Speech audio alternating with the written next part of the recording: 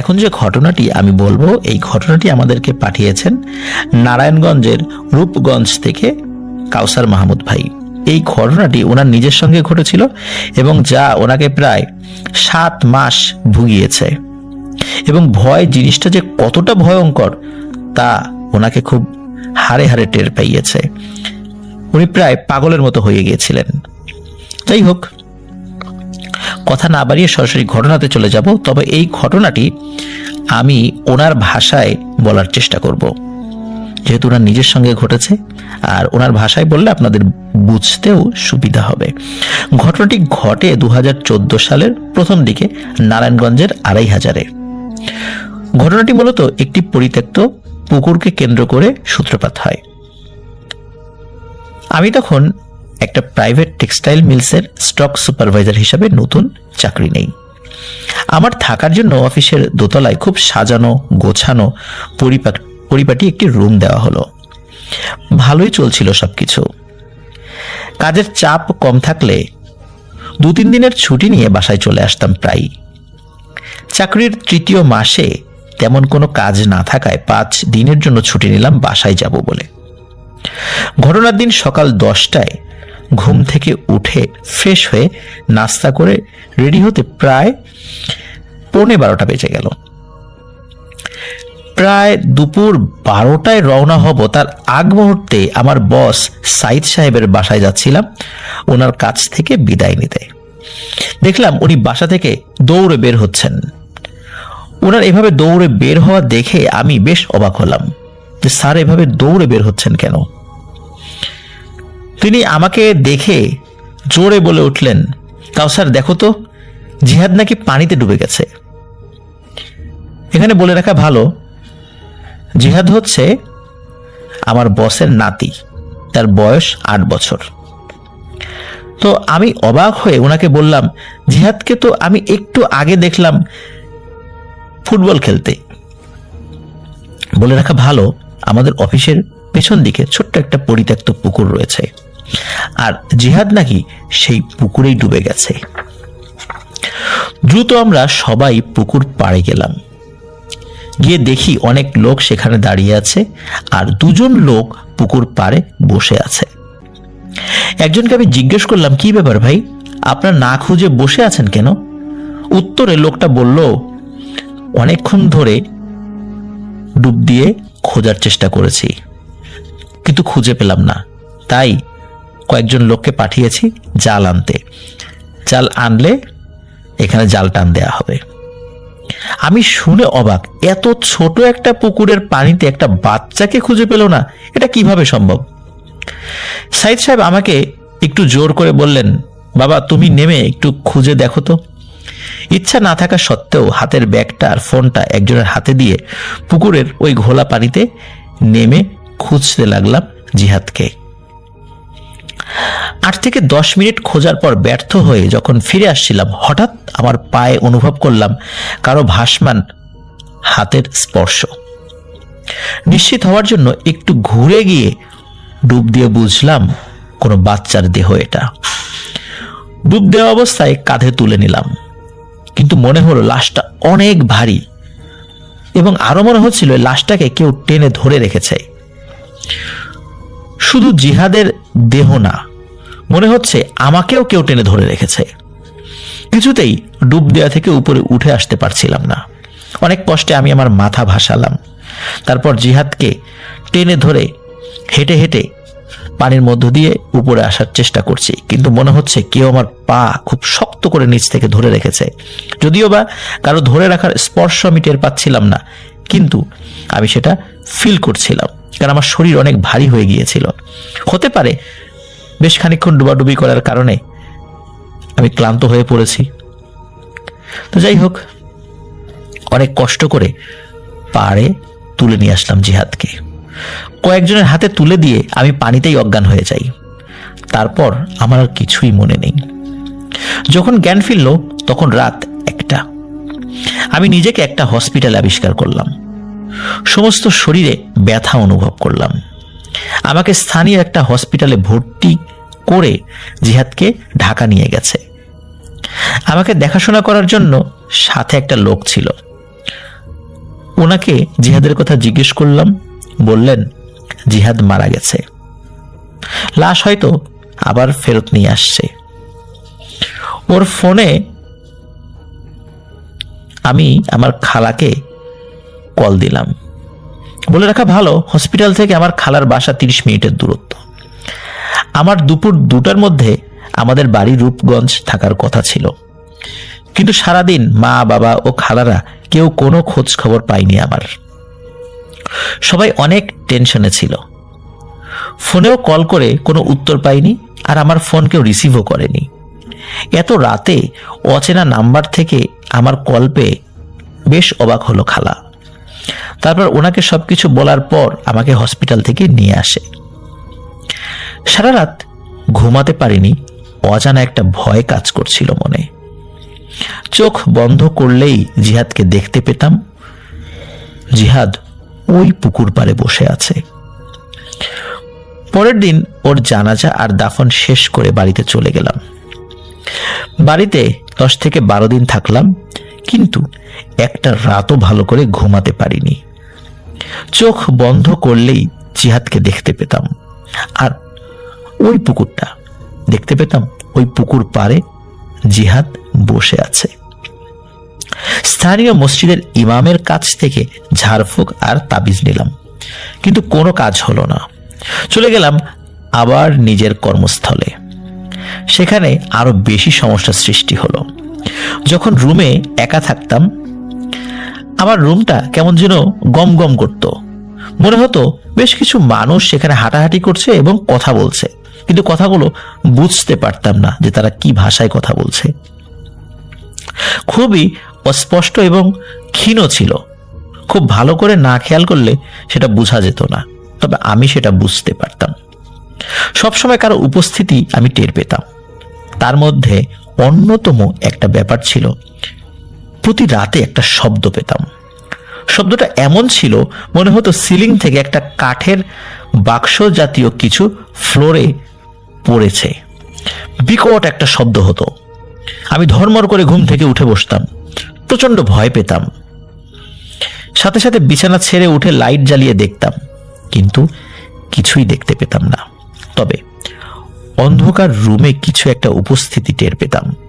মনে হতো কেউ আছে রুমে।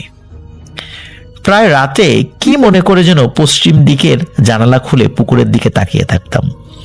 মনে হতো কেউ হয়তো ওইখানে আছে। এভাবে কেটে গেল কয়েকটি দিন।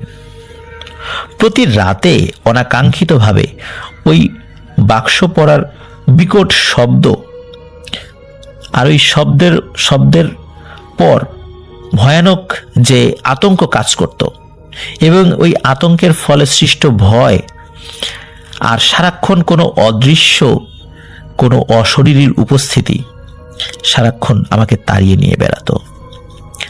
স্থানীয় মসজিদের ইমামের কাছ থেকে কয়েক দফায় ঝাড়ফুঁক, তেল পড়া, পানি পড়া নিয়ে এসেছিলাম, কিন্তু অদ্ভুত ব্যাপার, সেগুলো ব্যবহার করতে পারিনি একবারের জন্যেও। কোনো এক অজানা কারণে সেগুলো নষ্ট হয়ে যেত। নষ্ট হতো বলতে, যখনই তেল পড়া, পানি পড়া এগুলো এনে রুমে রেখে বাহিরে যেতাম, রুমে ফিরে এসে দেখতাম তেল আর পানির বোতলের ছিপি খুলে ফ্লোরে পড়ে গেছে সব। কিন্তু এটা একেবারেই অসম্ভব ব্যাপার, যা কোনো মানুষ ছাড়া আর কেউ করতে পারবে না। একটা বোতল মাটিতে পড়ে যেতেই পারে, তাই বলে কি ছিপি খুলে যাবে? কিন্তু মানুষ কিভাবে তেল আর ছিপির খুলবে? আমি তো রুম সব তালা লাগিয়ে বের হতাম। তাও রেগুলার এমন হতো। প্রথমে ভয়ের কারণে হ্যালুসিনেশন মনে করে নিজেকে সান্ত্বনা দিতাম, কিন্তু মিথ্যে সান্ত্বনা নিজেকে কতদিন দেয়া যায়। একদিন সন্ধ্যার ঘটনা। মাগরিবের নামাজ পড়ার জন্য অজু করে নিচে নেমে এসেছি। টিউবওয়েলের কাছে দাঁড়িয়েছিলাম, কারণ দুজন লোক ফ্রেশ হচ্ছিল। হুশ ফিরল যখন ফ্যাক্টরির ঝাড়ুদার খালার ছিটানো পানি আমার মুখে এসে পড়ল। খুব রাগ হয়ে খালাকে বললাম, আপনি আমাকে পানি ছিটা দিলেন কেন? উত্তরে তিনি যা বললেন রীতিমতো আমার মাথায় আকাশ ভেঙে পড়ল। তিনি আমাকে বললেন, স্যার, আপনি এই সন্ধ্যাবেলায় পুকুর পাড়ে গেছেন কেন? ওনার প্রশ্নে দ্বিমত পোষণ করে বললাম, আশ্চর্য, আমি কেন পুকুর পাড়ে যাব? খালা জোর গলায় বলল, আপনাকে 4 জন মিলে ধরে ওই পুকুর পাড় থেকে নিয়ে এসেছে। অনেকটা ভিড় জমে গেছে টিউবওয়েল পাড়ে। শুধু খালা না, ভিড়ের মধ্য থেকে মোটামুটি সবাই একই কথা আমাকে বলল। তিনি আমাকে বললেন, আমি যখন ফ্যাক্টরি ঝাড়ু দিচ্ছিলাম তখন জানালা দিয়ে দেখলাম আপনি পুকুর পাড়ে দাঁড়িয়ে আছেন। অনেকবার ডাকাডাকি করার পর যখন দেখলাম আপনি সাড়া দিচ্ছেন না, তখন আমরা 4-5 জন গিয়ে আপনাকে ওইখান থেকে ধরে নিয়ে এসেছি। প্রমাণস্বরূপ তিনি আমার আর যারা আমাকে পুকুর পাড় থেকে নিয়ে এসেছে তাদের লুঙ্গির অবস্থা দেখালো। দেখলাম আমার লুঙ্গিতে হাঁটু পর্যন্ত কাদা লেগে আছে। এমনকি যারা আমাকে নিয়ে এসেছে তাদেরও একই অবস্থা। তার মানে হচ্ছে আমি পুকুরের বেশ খানিকটা পর্যন্ত নেমে গিয়েছিলাম এবং ওইখান থেকে আমাকে ধরে এনে এসেছিল। কিন্তু এটা কিভাবে সম্ভব? আমি তো কলপাড়ে গিয়েছিলাম এবং সেখানে 2 জন লোক অজু করছিল। আমি তাদের অজু দেখছিলাম, যে তাদের অজু করা শেষ হওয়ার পর আমি অজু করব এবং মসজিদে যাব।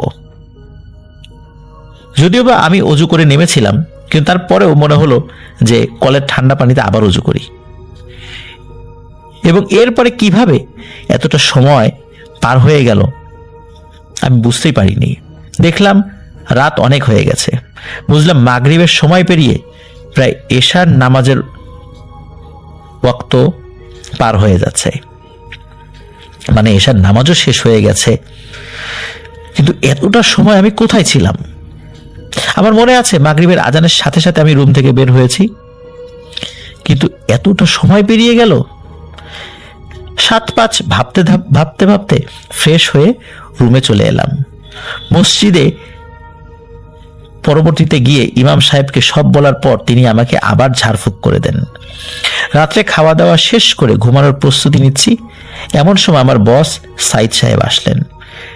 তিনি রাতে বাসায় ফেরার পর আমার সাথে সন্ধ্যায় ঘটে যাওয়া ঘটনা শুনে আমাকে দেখতে এসেছেন।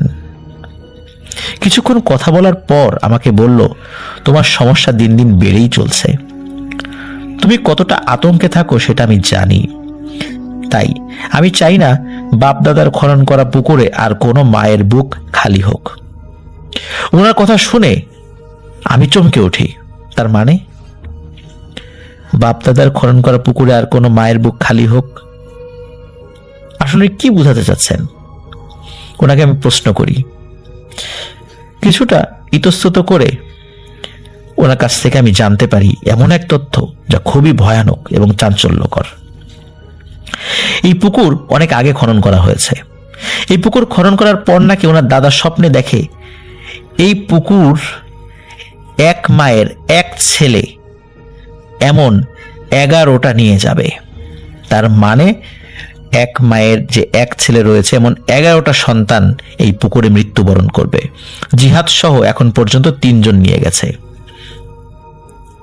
আমিও আমার মায়ের এক ছেলে, এবং এই কারণেই আমার বস সাইদ সাহেব বলছিলেন, আমি চাই না তোমার কোনো ক্ষতি হোক।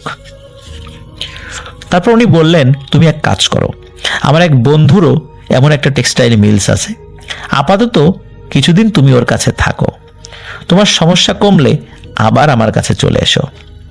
ততদিন পর্যন্ত তোমার যাবতীয় খরচ আমি বহন করব।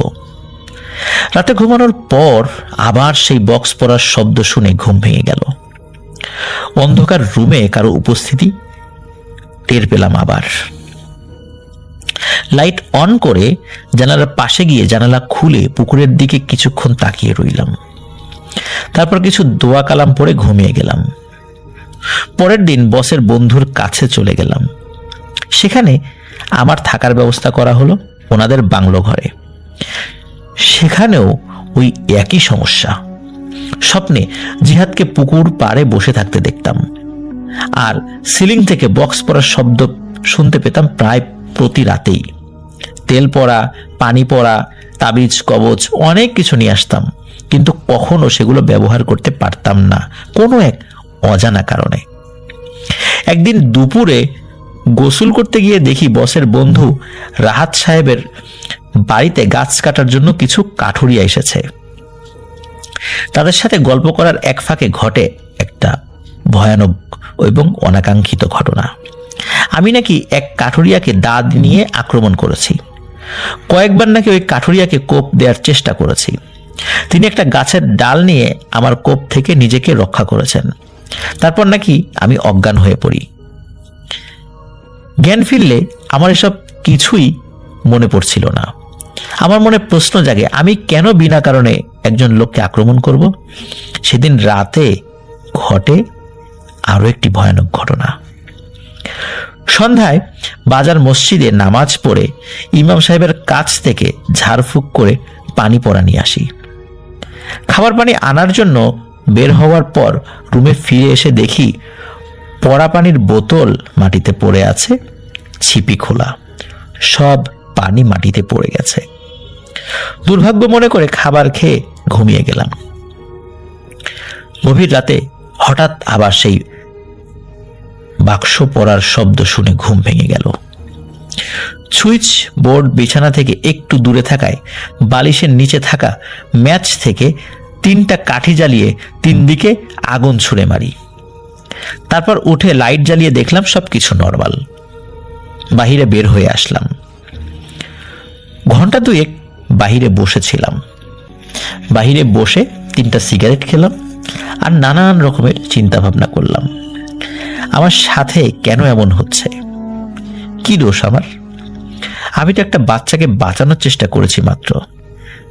শুধু আমি কেন, ওই জায়গায় যেই মানুষই থাকবে সেই তো একই চেষ্টাই করবে। কিন্তু আমার সাথেই কেন এমন হচ্ছে? ওখানে তো আরো অনেকেই চেষ্টা করেছিল ওই বাচ্চাকে উঠানোর জন্য। কই, তাদের সাথেও কি এমন হয়েছে বলে তো আমি জানি না। যদি তাদের সাথে এমন ঘটনা ঘটতো তাহলে তো শুনতে পেতাম। যাই হোক, রাত 1টার কিছু সময় পর রুমে ঢুকে লাইট অফ করে যখনই শুয়েছি তখনই আমার সারা শরীর ভার হয়ে যায়। আমি সজাগ, আমি বুঝতে পারছি, কিন্তু আমার শরীরের কোনো অংশ আমি নাড়াতে পারছি না। যেন পুরো শরীর প্যারালাইজড হয়ে গেছে। মৃত মানুষের মতো পড়ে রইলাম বিছানায় আর মনে মনে দোয়া দুরুদ পড়তে লাগলাম। কিছুক্ষণ পর শরীর হালকা হয়ে গেল আর এরপর আমি ঘুমের কোলে ঢলে পড়লাম। হঠাৎ শুনতে পেলাম আমার ঘরের দরজায় কে যেন শব্দ করছে। আমার খালা অনেকটা আতঙ্কিত কণ্ঠে আমাকে ডাকছে, কাউসার, বাহিরে আয়, জলদি বাহিরে আয়। আমি তখন বললাম, খালা, এত রাতে আপনি এখানে কেন? তিনি আমাকে বললেন, খুব সমস্যায় পড়ে গেছি রে, এখন তোর কাছে এসেছি, জলদি ঘর থেকে বের হ। আমার চোখে তখন প্রচুর পরিমাণে ঘুম। ঘুমে চোখ খুলতে পারছি না। ঘুমের ঘোরেই আমি খালাকে বললাম, খালা, আপনি চলে যান, আমি আগামীকাল আপনার বাসায় যাব। এখন আপনি চলে যান, আমি দরজা খুলতে পারবো না, আমার খুব ঘুম পাচ্ছে। কয়েকবার এইভাবে ডেকে খালার আর কোনো সারা শব্দ পাওয়া গেল না, আর আমিও দরজা খুলে বাইরে গেলাম না। কখন যে ঘুমিয়ে পড়েছি আমি নিজেও বলতে পারবো না। ভোরের দিকে ঘুম ভাঙলো। বুকে অনেক যন্ত্রণা হচ্ছে। বুকে হাত দিয়ে দেখি কেমন যেন ভিজা এবং আঠালো মতো আমার সমস্ত শরীরে লেগে আছে। চমকে উঠলাম, কি এগুলো? লাইট অন করে যা দেখলাম তা ভাবতেই পারিনি। দেখলাম আমার বুকে বিড়ালের থাবার মতো নখের আঁচড়, সারা বুক জুড়ে এমন হয়ে আছে। নখের আঁচড় থেকে এই রক্ত বের হয়ে জমাট বেঁধে আঠা আঠা হয়ে গেছে। ভয় পেয়ে গেলাম, কে করলো এসব? আমি নিজে করিনি তো আবার? যেমন নিজের অজান্তে অনেক কিছু হয়ে যাচ্ছে, পুকুর পাড়ে নেমে যাচ্ছি, কাউকে দা দিয়ে আক্রমণ করতে যাচ্ছি, আমার তো এগুলো কিছুই মনে থাকে না কখন করছি এগুলো। ঘুমের মধ্যে আমি নিজেই এগুলো কি করেছি? তখন আমি আমার হাতগুলো ভালো করে দেখলাম। আমার হাতের কোথাও কোনো রক্তের দাগ পেলাম না। এমনকি আমার হাতে যে নখ, এগুলো কিন্তু অনেক ছোট, কোনোভাবেই এত কঠিন আঁচড় দেওয়ার জন্য যথেষ্ট ছিল না। সাথে সাথে মা আর খালাকে ফোন দিলাম, কিন্তু কেউ রিসিভ করলো না। উদ্দেশ্য হলো মাকে জানাবো সবকিছু, আর খালাকে জিজ্ঞেস করব উনি কেন এত রাতে আমাকে ডেকেছে। হঠাৎ করে খেয়াল হলো, আচ্ছা আমি যেখানে থাকি এখানকার ঠিকানা তো খালা জানেই না, তাহলে খালা এত রাতে কিভাবে আসবে? আর যদি আমার সাথে ওনার কোনো কাজ থাকে তাহলে তো আমাকে উনি ফোন করবেন, তিনি আমাকে ফোন করলেন না কেন? হাজারো প্রশ্ন নিয়ে লাইট জ্বালিয়ে বসে রইলাম। কিছুক্ষণ পর আজান হলে আমি বাহিরে গিয়ে বসলাম। নামাজ পড়ে দেখলাম রাহাত সাহেব আসলেন। আমাকে দেখে বললেন, কি ব্যাপার, এত সকালে তুমি বাহিরে কেন? রাতে কি কোনো সমস্যা হয়েছে? আমি রাহাত সাহেবকে সারা রাতের সব কিছু খুলে বললাম। তিনি আমাকে স্থানীয় একটা মাদ্রাসায় নিয়ে গেলেন। সাথে সাথে গিয়ে দেখি হুজুর বসে কোরআন তেলাওয়াত করছেন। রাহাত সাহেব আর আমি হুজুরকে সালাম দিলাম। আমি ভয়ে অনেকটা গুটিসুটি হয়ে আছি, কথাই বলতে পারছি না। রাহাত সাহেব বললেন, দেখেন তো হুজুর, সে রাতে অনেক ভয় পেয়েছে।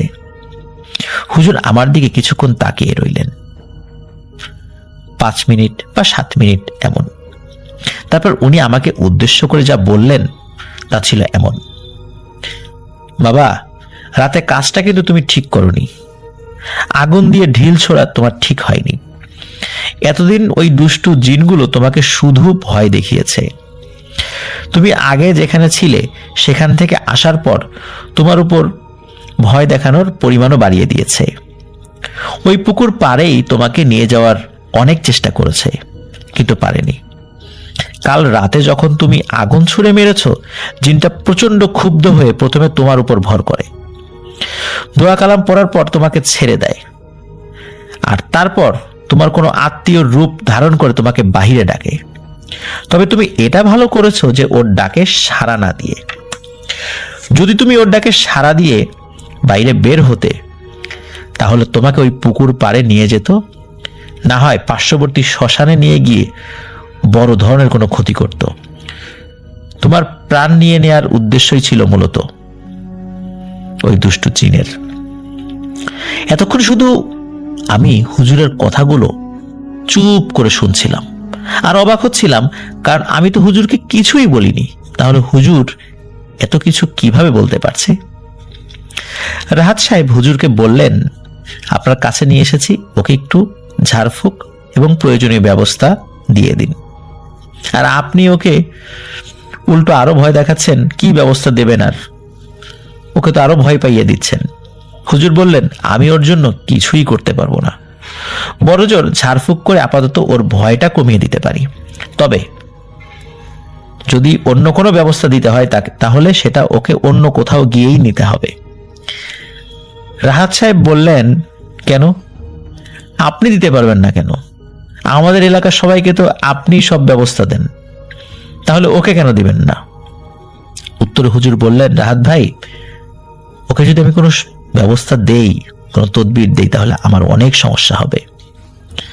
আর আমি শিওর ওকে যারা যেই ব্যবস্থাই দিয়েছে বা ঝাড়ফুঁক করেছে তাদেরও সমস্যা হয়েছে। উল্লেখ্য যে আমি আমাদের রূপগঞ্জের এক হুজুরের কাছ থেকে 3 বার বিভিন্ন ধরনের তদবির নিয়েছিলাম। দুর্ভাগ্য, আমি 3 থেকে 4 দিনের বেশি কোনো কিছুই ব্যবহার করতে পারিনি, বিশেষ করে তাবিজ। হুজুর একে একে আমার সাথে গত 7 মাসে যা যা ঘটেছে তার সব কিছু বর্ণনা করলেন। আমি শুনে অবাক, যেন ঘটনার সময় তিনি আমার সাথেই ছিলেন। কিছুক্ষণ পর মা আমাকে ফোন করে জিজ্ঞেস করলেন, এত সকালে কেন ফোন দিলাম, আর কোনো সমস্যা হয়েছে কিনা। আমি মাকে রাতের সব কিছু খুলে বললাম, আর এটাও জানালাম এখন যে হুজুরের কাছে আমি আছি উনি আমাকে যে কোনো ধরনের ব্যবস্থা দিতে নারাজ। পূর্বে আমাকে যে হুজুর বিভিন্ন ধরনের তদবির দিয়েছিলেন মা ওই হুজুরের কাছে গেলে সেই হুজুরও নতুন করে কোনো তদবির দিতে অস্বীকার করেন। অনেক অনুরোধের পর হুজুর রাজি হয়। মাদ্রাসার ওই হুজুর আমাদের রূপগঞ্জের হুজুরের সাথে ফোনে কথা বলে ওনাকে জানিয়ে দেন কিভাবে তদবির তৈরি করতে হবে। তবে তিনি সাবধান করে দেন এবং বলেন এখন যেন উনি কোনো ধরনের কোনো তদবিরের দিকে না যান বা কোনো বিষয় তৈরি না করেন। আমি যখন ওনার সাথে থাকব তখন যেন উনি নিজে দোয়া লেখেন, কারণ যদি আগে থেকে দোয়া লেখা হয় রাস্তায় ওনার সাথে যে কোনো বিপদ হতে পারে। ওনাদের কথা বলা শেষ হওয়ার পর হুজুর আমাকে ফু দিয়ে পানি খেতে দেয় এবং বলে সাবধানে বাড়িতে চলে যাওয়ার জন্য।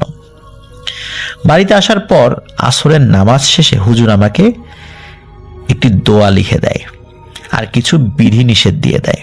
সেগুলো হলো আমি যেন সবসময় নামাজ পড়ি, পাক পবিত্র থাকি, কোনো মৃত মানুষের লাশ না দেখি, সদ্য ভূমিষ্ঠ বাচ্চা যে ঘরে থাকে সেই ঘরে যেন 41 দিনের আগে না যাই, ইত্যাদি ইত্যাদি বিভিন্ন বিষয়।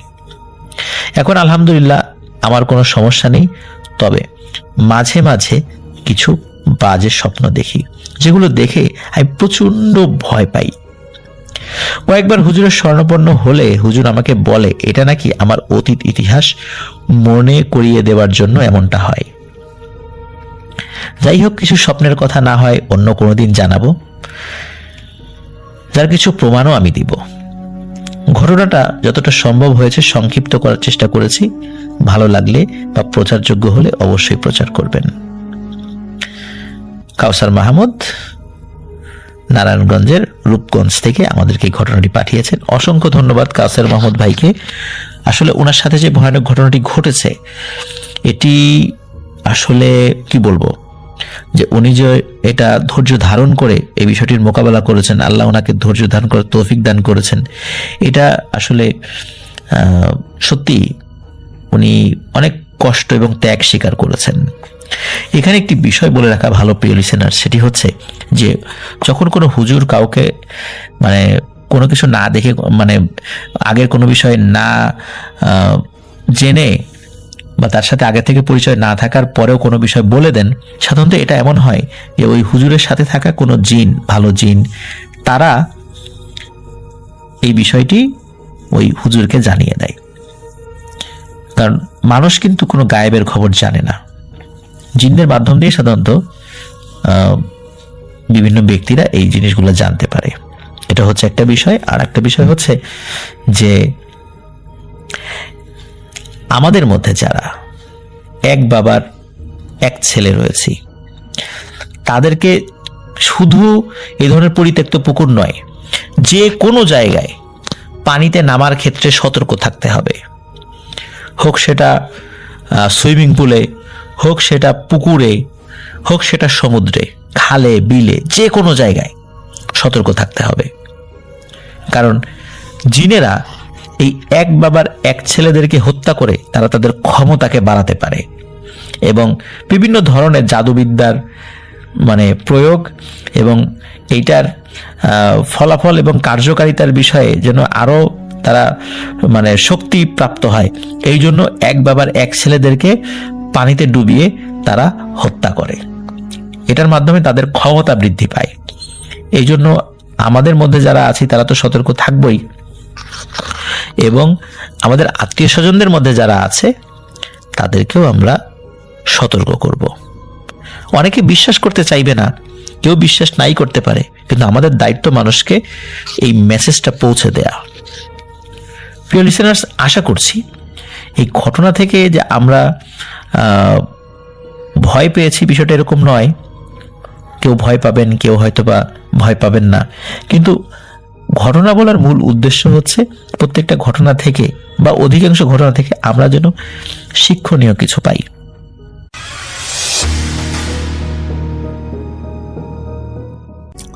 যিনি আমাকে ঘটনা পাঠিয়েছেন তার নাম নিশাত। তিনি ঢাকার মিরপুরে থাকেন।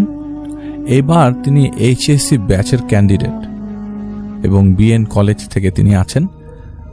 তিনি এভাবে লিখেছেন যে আশা করি আল্লাহ তাআলার রহমতে আপনি ভালো আছেন। আমিও আলহামদুলিল্লাহ ভালোর দলে আছি। শুরুতেই ক্ষমা চেয়ে নিচ্ছি, আমি বাংলিশ লিখেছি। আমি আমার বাবা মায়ের একমাত্র সন্তান। আমার আর কোনো আপন ভাই বোন নেই। এ কারণে আমার কাজিনদের প্রতি একটা বেশ ভালোবাসা অনেক আগের থেকেই কাজ করে এবং অনেক বেশি। আমার আমার মেজো ছেলে শুভ ছিল আমার কাজিন। আমরা দুইজন সেম এজ হওয়ার কারণে বলতে গেলে আমরা একজন আরেকজনের বেস্ট ফ্রেন্ড। আমি ঢাকায় থাকি আর শুভ আমার নানু বাড়ি পাবনার কোনো এক গ্রামে থাকে। তবে আমি বাড়ি গেলেই দুইজন মাঝরাত অবধি পুকুর ঘাটে বসে আড্ডা দেওয়া, লুকিয়ে স্মোক করা, এছাড়া আরও অনেক রকম দুষ্টামি আর আনন্দমুখর সময় কাটানোর মধ্য দিয়ে আমরা অনেক সময় টাইম স্পেন্ড করেছি। আগেই বলে রাখছি, আমি যখন ঢাকা থেকে পাবনায় যেতাম তখন ভৌতিকতার অনেক এপিসোড একসাথে শুনতে যেতাম। রাত 1টা-2টা পর্যন্ত আড্ডা দিয়ে রুমে এসে আমরা দুই ভাই হয়ে যেতাম ভৌতিকতার মনোযোগী শ্রোতা। যাই হোক, সেদিন 22 অগাস্ট রাত পেরিয়ে ফজরের আজান কেবল শেষ হলো। সারা রাত আমি বন্ধুদের সাথে গেমিং করে ঘুমাতে যাব, ঠিক এমন সময় মনে হলো আমার দরজায় কেউ নক করছে। আমি তেমন একটা ভ্রুক্ষেপ করলাম না। ঠিক তার 2 মিনিট পরই আবারও পাশের রুম থেকে আম্মু কল দিয়ে বলছে, দরজাটা খোলো। আমি অনেক অবাক হয়ে তাড়াহুড়া করে দরজা খুলেই বললাম, কি হয়েছে? আরও ঠিক কিছু বলতে যাব তখনই আম্মু বলে উঠল, আমাকে থামিয়ে দিল এবং বলল, শুভ আত্মহত্যা করেছে। আম্মুর মুখে এই কথাটা শুনে আমি থমকে যাই। আমার দম আটকে যাচ্ছিল। আমি শুধু বললাম, কি হয়েছে আমার ভাইয়ের? আম্মু আমার এই অবস্থা দেখে আমাকে সান্ত্বনা দিয়ে বলল, তেমন কিছু না, শুভ খুব অসুস্থ, হাসপাতালে নেওয়া হয়েছে, চলো বাড়ি যেতে হবে। আমরা তখনই রওনা হলাম ঢাকা থেকে পাবনার উদ্দেশ্যে। বাড়ি পৌঁছাতে প্রায় 10টা বেজে গেল। বাড়ি ঢুকার আগেই দেখতে পেলাম একটা পুলিশের গাড়ি। আমি তখনই আম্মুকে বললাম, আম্মু এখানে পুলিশের গাড়ি কেন আসছে, আর মানুষের কান্নার আওয়াজ কোথা থেকে আসছে? তখন আম্মু বলল, শুভ আর নেই। আমি এক দৌড় দিয়ে বাড়িতে ঢুকেই দেখতে পাই আমার বন্ধু, আমার ভাই শুয়ে আছে বারান্দার, আর ওকে ঢেকে রাখা হয়েছে বিছানার চাদর দিয়ে। আমি ভেঙে পড়ি। মুখের ওপর থেকে চাদরটা সরিয়ে ওর মুখটা দেখি। পাশ থেকে আমার ভাবি অর্থাৎ শুভর বড় ভাইয়ের বউ বলতে শুনলাম ও নাকি গলায় দড়ি দিয়েছে। আমি এটা শোনার সাথে সাথে আমার মনেও একটু খটকা লাগলো। এতদিন শুনেছি ফাঁসি নিলে নাকি জিভ বের হয়ে যায়, চোখ বড় হয়ে থাকে, মুখ কালো হয়ে সাদা হয়ে যায় বা কিছু একটা। তবে ওর মুখটা একদম স্বাভাবিক কিভাবে? মনের অজান্তে আমি তখনই বলে উঠি, আমার ভাই মরে নাই, ওকে কেউ মেরে ফেলেছে। সবাই আমাকে সান্ত্বনা দিয়ে ঘরে নিয়ে যায়। এদিকে ডোম চলে এসছে, পুলিশ পোস্টমর্টেমের জন্য লাশ নিয়ে যাবে পাবনা সদর হাসপাতালে। 20 মিনিটের মধ্যেই লাশ নিয়ে গেল। আনুমানিক বিকাল 5টায় লাশ বাড়ি নিয়ে আসা হয়। তারপর লাশ দাফন কাফন শেষ করতে করতে রাত 8টা বেজে যায়। 25 অগাস্ট আমরা ঢাকায় ব্যাক করি। ঠিক সেদিন রাতে শুভ যে রুমে সুইসাইড করেছে সেই রুমে শুভর নানি আর মামাতো বোন ঘুমাবে বলে ঠিক করে। রাত 10টার দিকে সেই নানি ওয়াশরুমে যাওয়ার জন্য রুম থেকে বের হয়ে 2 পা এগোতেই দেখতে পায় তার থেকে 15 থেকে 20 ফিট দূরে একজন মহিলা অবয়ব উল্টো দিকে ঘুরে মাছ কাটছে। নানি এটা দেখেই তাড়াহুড়া করে রুমে ঢুকে দরজা লাগিয়ে শুয়ে পড়ে। কখন যেন নানি ঘুমিয়ে পড়ে। রাত আনুমানিক 2টায় নানির ঘুম ভেঙে যায় হাতের সাথে কারো চুল পেঁচানোর কারণে। তার হাতে কারোর সাথে চুল পেঁচিয়ে গেছে। নানি চোখ খুলে দেখতে পায় তার নাতি বাম পাশে শুয়ে গভীর ঘুমে ঘুমাচ্ছে, আর তার চুলও বাঁধা।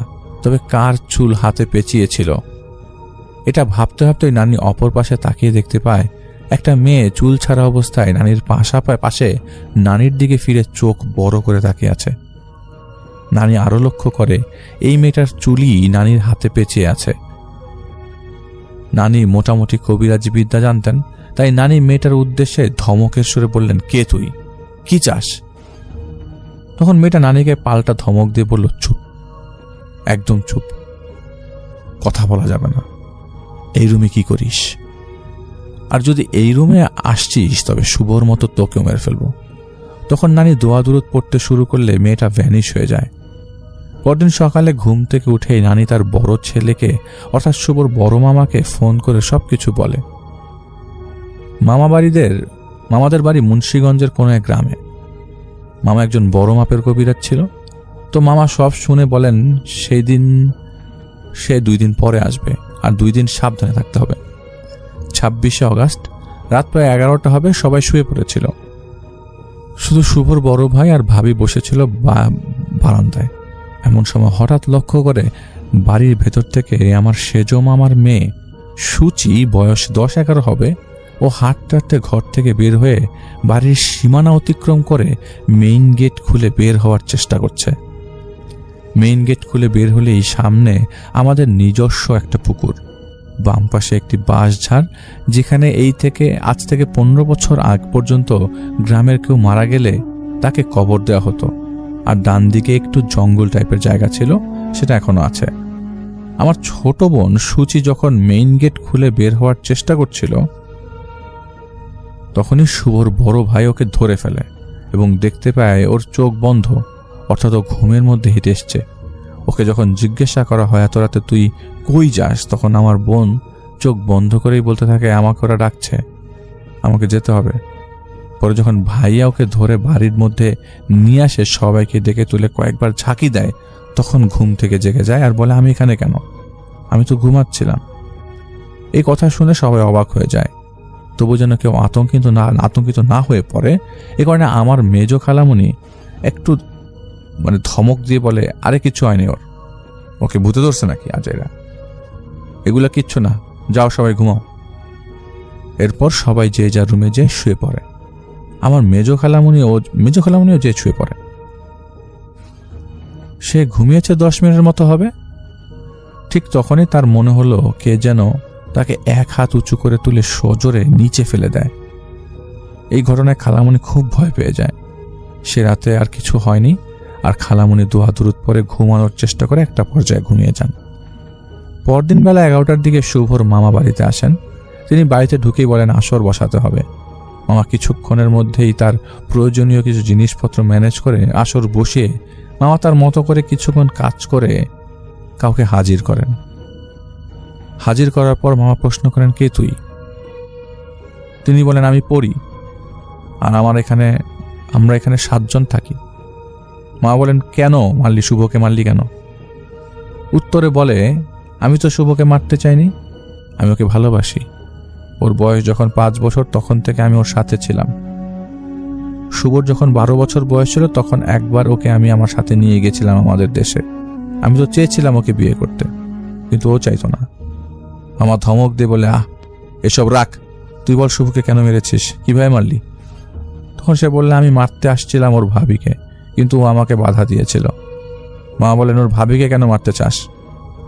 পরে রেগে গিয়ে বলে বিথি কেন শুভর সাথে এত মিশত। মানে বিথি হচ্ছে শুভর বড় ভাইয়ের বউ। বিথি প্রতিদিন আমার শুভকে বিয়ে দিতে চাইতো। প্রতিদিন রাতে শুভকে আমার জন্য ওর গাছের গোলাপ ফুল ঘরে এনে রাখত, আর সেই ফুল আমার আগে বিথি নাকে নিয়ে ঘ্রাণ নিত। এই কারণে আমি আর ওই ফুলের ঘ্রাণ নিতে পারতাম না। নীল রং আমার পছন্দ। রোজার ঈদে শুভ কেন বিথিকে নীল শাড়ি কিনে দিল, আমি সহ্য করতে পারিনি। এর জন্য বিথিকে এ পর্যন্ত 4 বার মারতে এসেছি, কিন্তু শুভ আমাকে বাধা দিয়েছে। সেদিন রাতেও আমি যখন বিথিকে মেরে ফেলার জন্য ওর ঘরে ঢুকবো, তখন শুভ আমাকে আটকে ফেলে আর বলে আমার ভাবিকে কিছু করিস না, যা করার আমাকে কর। কিসের এত টান, কিসের এত ভালোবাসা? এর জন্য আমি শুভকে মেরে ফেলেছি। মা সব শুনে বললো কিভাবে মারছিস? বললো আমার হাতের নখ আর গলায় চেপে ধরেছিলাম, ছটফট করছিল, কিন্তু বেশিক্ষণ সুযোগ দিইনি, এক ঝটকায় শেষ করে দিয়েছি। আর তারপর ওর গলায় দড়ি লাগিয়ে ঝুলিয়ে দিই, বাস শেষ।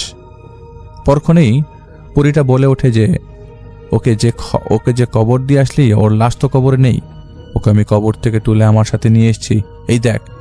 ঠিক তখন মামা দেখতে পায় শুভর লাশ ওই পরীটার কোলে। মুচকি একটা হাসি দিয়ে আছে শুভ। এই দৃশ্য শুধুমাত্র মামা দেখতে পাচ্ছিলেন। তখন মামা এই দৃশ্য সহ্য করতে না পেরে পরীটাকে তাড়িয়ে দেয় আর বাড়ি বন্ধ করে। বাড়ির সবাইকে তাবিজ দিয়ে দেয় আর বলে ভাবি যেন সাবধানে থাকে, আর 41 দিন যেন নিশাত অর্থাৎ আমি আর ভাবি এই বাড়িতে না আসি। ওই মামাটা আমার কথা বলার কারণ ছিল, কারণ শুভর সব থেকে ক্লোজ ছিলাম আমি, তাই আমার উপরে ওদের নজর যেন পড়তেন না পারে এই জন্য মামা সাবধান করেছিলেন। এরপরে আর এই পর্যন্ত আমি আমার বাড়িতে যাওয়া হয়নি। তবে ঢাকায় নিজ বাসায় মাঝে মাঝে গভীর রাতে ফিল করতাম হয়তো কেউ আমার আশেপাশে আছে। হয়তো ওই ঘটনার পর থেকে গভীর রাতে ফিলটা বেশি বেড়েছে, নয়তো দূর থেকে আমার দিকে কেউ তাকিয়ে আছে। আমি কোনো কিছুই ঠিক মতো মনে রাখতে পারছিলাম না। আম্মু যখন কিছু আমাকে বলতো সেটা 10 মিনিট পরে আমি ভুলে যেতাম। তবে শুভর মারা যাবার 40 দিন পর থেকে আমি অনেকটা স্বাভাবিক হয়েছিলাম। কিন্তু একদিন ভাবি আমাকে ফোন দিয়ে বলল সে নাকি যখনই শুভর কথা মনে করে তখনই তীব্র আতরের ঘ্রাণ পায়। বাজে স্বপ্ন দেখার কারণে রাতে ঘুমাতে পারে না। আর এদিকে রাত হলেই বাড়িতে আবার নাকি কিছু কিছু তাণ্ডব শুরু হয় এরকম কিছু কেউ ফিল করেছিল। সবাই তাদের আশেপাশে কাউকে খুব স্ট্রংলি ফিল করত। আমার মেজমামা অর্থাৎ শুভর আব্বু প্রতিদিনই নানা ধরনের শব্দের কারণে ঘুম থেকে জেগে যেতেন। এর মাঝেই এক রাতে শুভর বাবা আমার মামা মেজমামা স্বপ্নে এসে বলে, বাবা তুমি ভয় পেও না, আমি ঠিক আছি, আমার জন্য দোয়া করো। এতটুকু পর্যন্তই স্বপ্নে দেখা। এরপর থেকে সমস্যাটা অনেকটা কমে গেছে, কিন্তু শুভ তো আর বেঁচে নেই এই পর্যন্ত। এরপরে আবার যদি কিছু ঘটে অবশ্যই আপনাদেরকে জানাবো। ঘটনাটা সিলেক্ট হলে আমাকে জানাবেন। থ্যাংক ইউ ভাইয়া। এবং আপনার ঘটনাটা আমরা শেয়ার করলাম। জাস্ট এতটুকু বলবো যে এই ধরনের ঘটনাগুলো মাঝে মধ্যে এরা একটু ডিফারেন্টভাবে রিপ্রেজেন্ট করে এবং তারা একটু মায়ার জালে ফেলে বোঝাতে চায় তারা মেরে ফেলেছে। আসলে এই মৃত্যুর খেলা তো সব কিছু আল্লাহর হাতে, আল্লাহই প্ল্যান করে নিয়ে গেছেন। অনেক সময় দেখা যায় যে তারা অনেক কিছু বোঝাতে চায়, তাদের নিজেদের স্ট্রং অবস্থা বোঝাতে চায়। কি হয়েছে সেটা তো আমরা কেউ জানি না, আপনিও জানেন না। এবং আপনি বলছেন যে শুভ আত্মহত্যা করেছে, সেটুক পর্যন্তই থাকলে মনে হয় ভালো। বাকি যে ঘটনাগুলো ঘটেছে সেটা অনেকটা লোকচক্ষুর আড়ালেই ঘটেছে। তো আপনার এই ঘটনার জন্য অনেক অনেক থ্যাঙ্কস। এবং আমি চলে যাব আমাদের পরবর্তী ঘটনায়। আর যিনি আমাকে ঘটনা পাঠিয়েছেন তার নাম বলছি, তার নাম হচ্ছে সাফিন।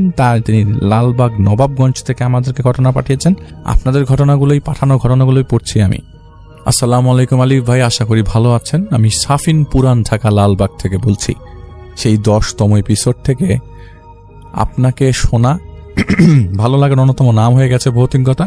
কাজের সময় কানে হেডফোন লাগিয়ে ভৌতিকতা না শুনলে আমার কাজে কোনো গতি আসে না। ভৌতিকতা জীবনের এমন একটা অংশ হয়ে পড়েছে, এখন 116তম এপিসোডের সামির ভাইয়ের সাভারের ঘটনা শুনতে শুনতে লিখছি। থ্যাংক ইউ সো মাচ আপনাকে। ভৌতিকতার প্রতিটি এপিসোড আমার কম করে হলো 2 থেকে 3 বার শোনা হয়। ধন্যবাদ জানাই আব্দুর রব ভাইকে, রেফায়েত ভাইকে এবং জাহিদ ভাইকে, যাদের ঘটনা শুনলে ভৌতিক অভিজ্ঞতার সাথে ইসলাম এবং ইমানেরও জোর আসে। ঘটনাটা 2014 সালের এপ্রিল মে মাসের দিকে। আমরা তখন এলিফ্যান্টের রোডের কোন একটা তেলের গলিতে থাকি, ভোজ্য তেলের গলিতে। ঘটনাটি ভৌতিক কিনা আমি জানি না, তবে আজও তা আমার কাছে রহস্যময়। তখন আমি কেবলই এসএসসি পরীক্ষা শেষ করে তাবলিগের 40 দিনের চিল্লা দিয়ে বাসায় ফিরেছি। আলহামদুলিল্লাহ, আল্লাহ তাআলার আমার উপর আল্লাহ তাআলা এতটাই আমি হেদায়েতপ্রাপ্ত হয়েছিলাম এবং রহমতপ্রাপ্ত হয়েছিলাম যে প্রতিদিন ফজর নামাজের সময় আমি মুয়াজ্জিমের আগে উপস্থিত থাকতাম মসজিদের গেটে। আমি উপস্থিত হওয়ার পর মুয়াজ্জিম সাহেব আসতেন, মুয়াজ্জিম সাহেব আজান দিতেন, আমি সুন্নত শেষ করে আল্লাহর কাছে মোনাজাত ধরতাম। ঠিক ইমাম সাহেব নামাজের দাঁড়ানোর 1 সেকেন্ড আগে কিভাবে যেন মোনাজাতটা শেষ হতো, আর মাঝখানের এই 20-25 মিনিট আমার কাছে 2-3 মিনিটের মতো লাগতো। তাহাজ্জুদ সহ অন্যান্য আমল দিনে 24 ঘন্টার ভেতর 15-16 ঘন্টায় আমি মসজিদের মধ্যে বিভিন্ন আমলে সময় কাটাতাম। 2 রাকাত নফল নামাজ পড়তে সময় নিতাম অনেক সময়। এতটাই আমলদার হয়ে পড়েছিলাম আমি বোঝাতে পারবো না। ঘটনাটা ফজরের নামাজে যাওয়ার সময়ের পথে আমাদের গলির ঘটনা। আমাদের গলির ঠিক মাঝখানে হালকা অন্ধকার একটা স্থান ছিল, যেটা পার করতে আমার খুব ভয় লাগতো। কোনোভাবেই সেই স্থানটা আমার পার করার সাহস ছিল না। কিন্তু হঠাৎ একদিন ফজর নামাজ পড়তে নিচে নেমে দেখি বাসার নিচে মাঝারি সাইজের একটি কুকুর বসে আছে।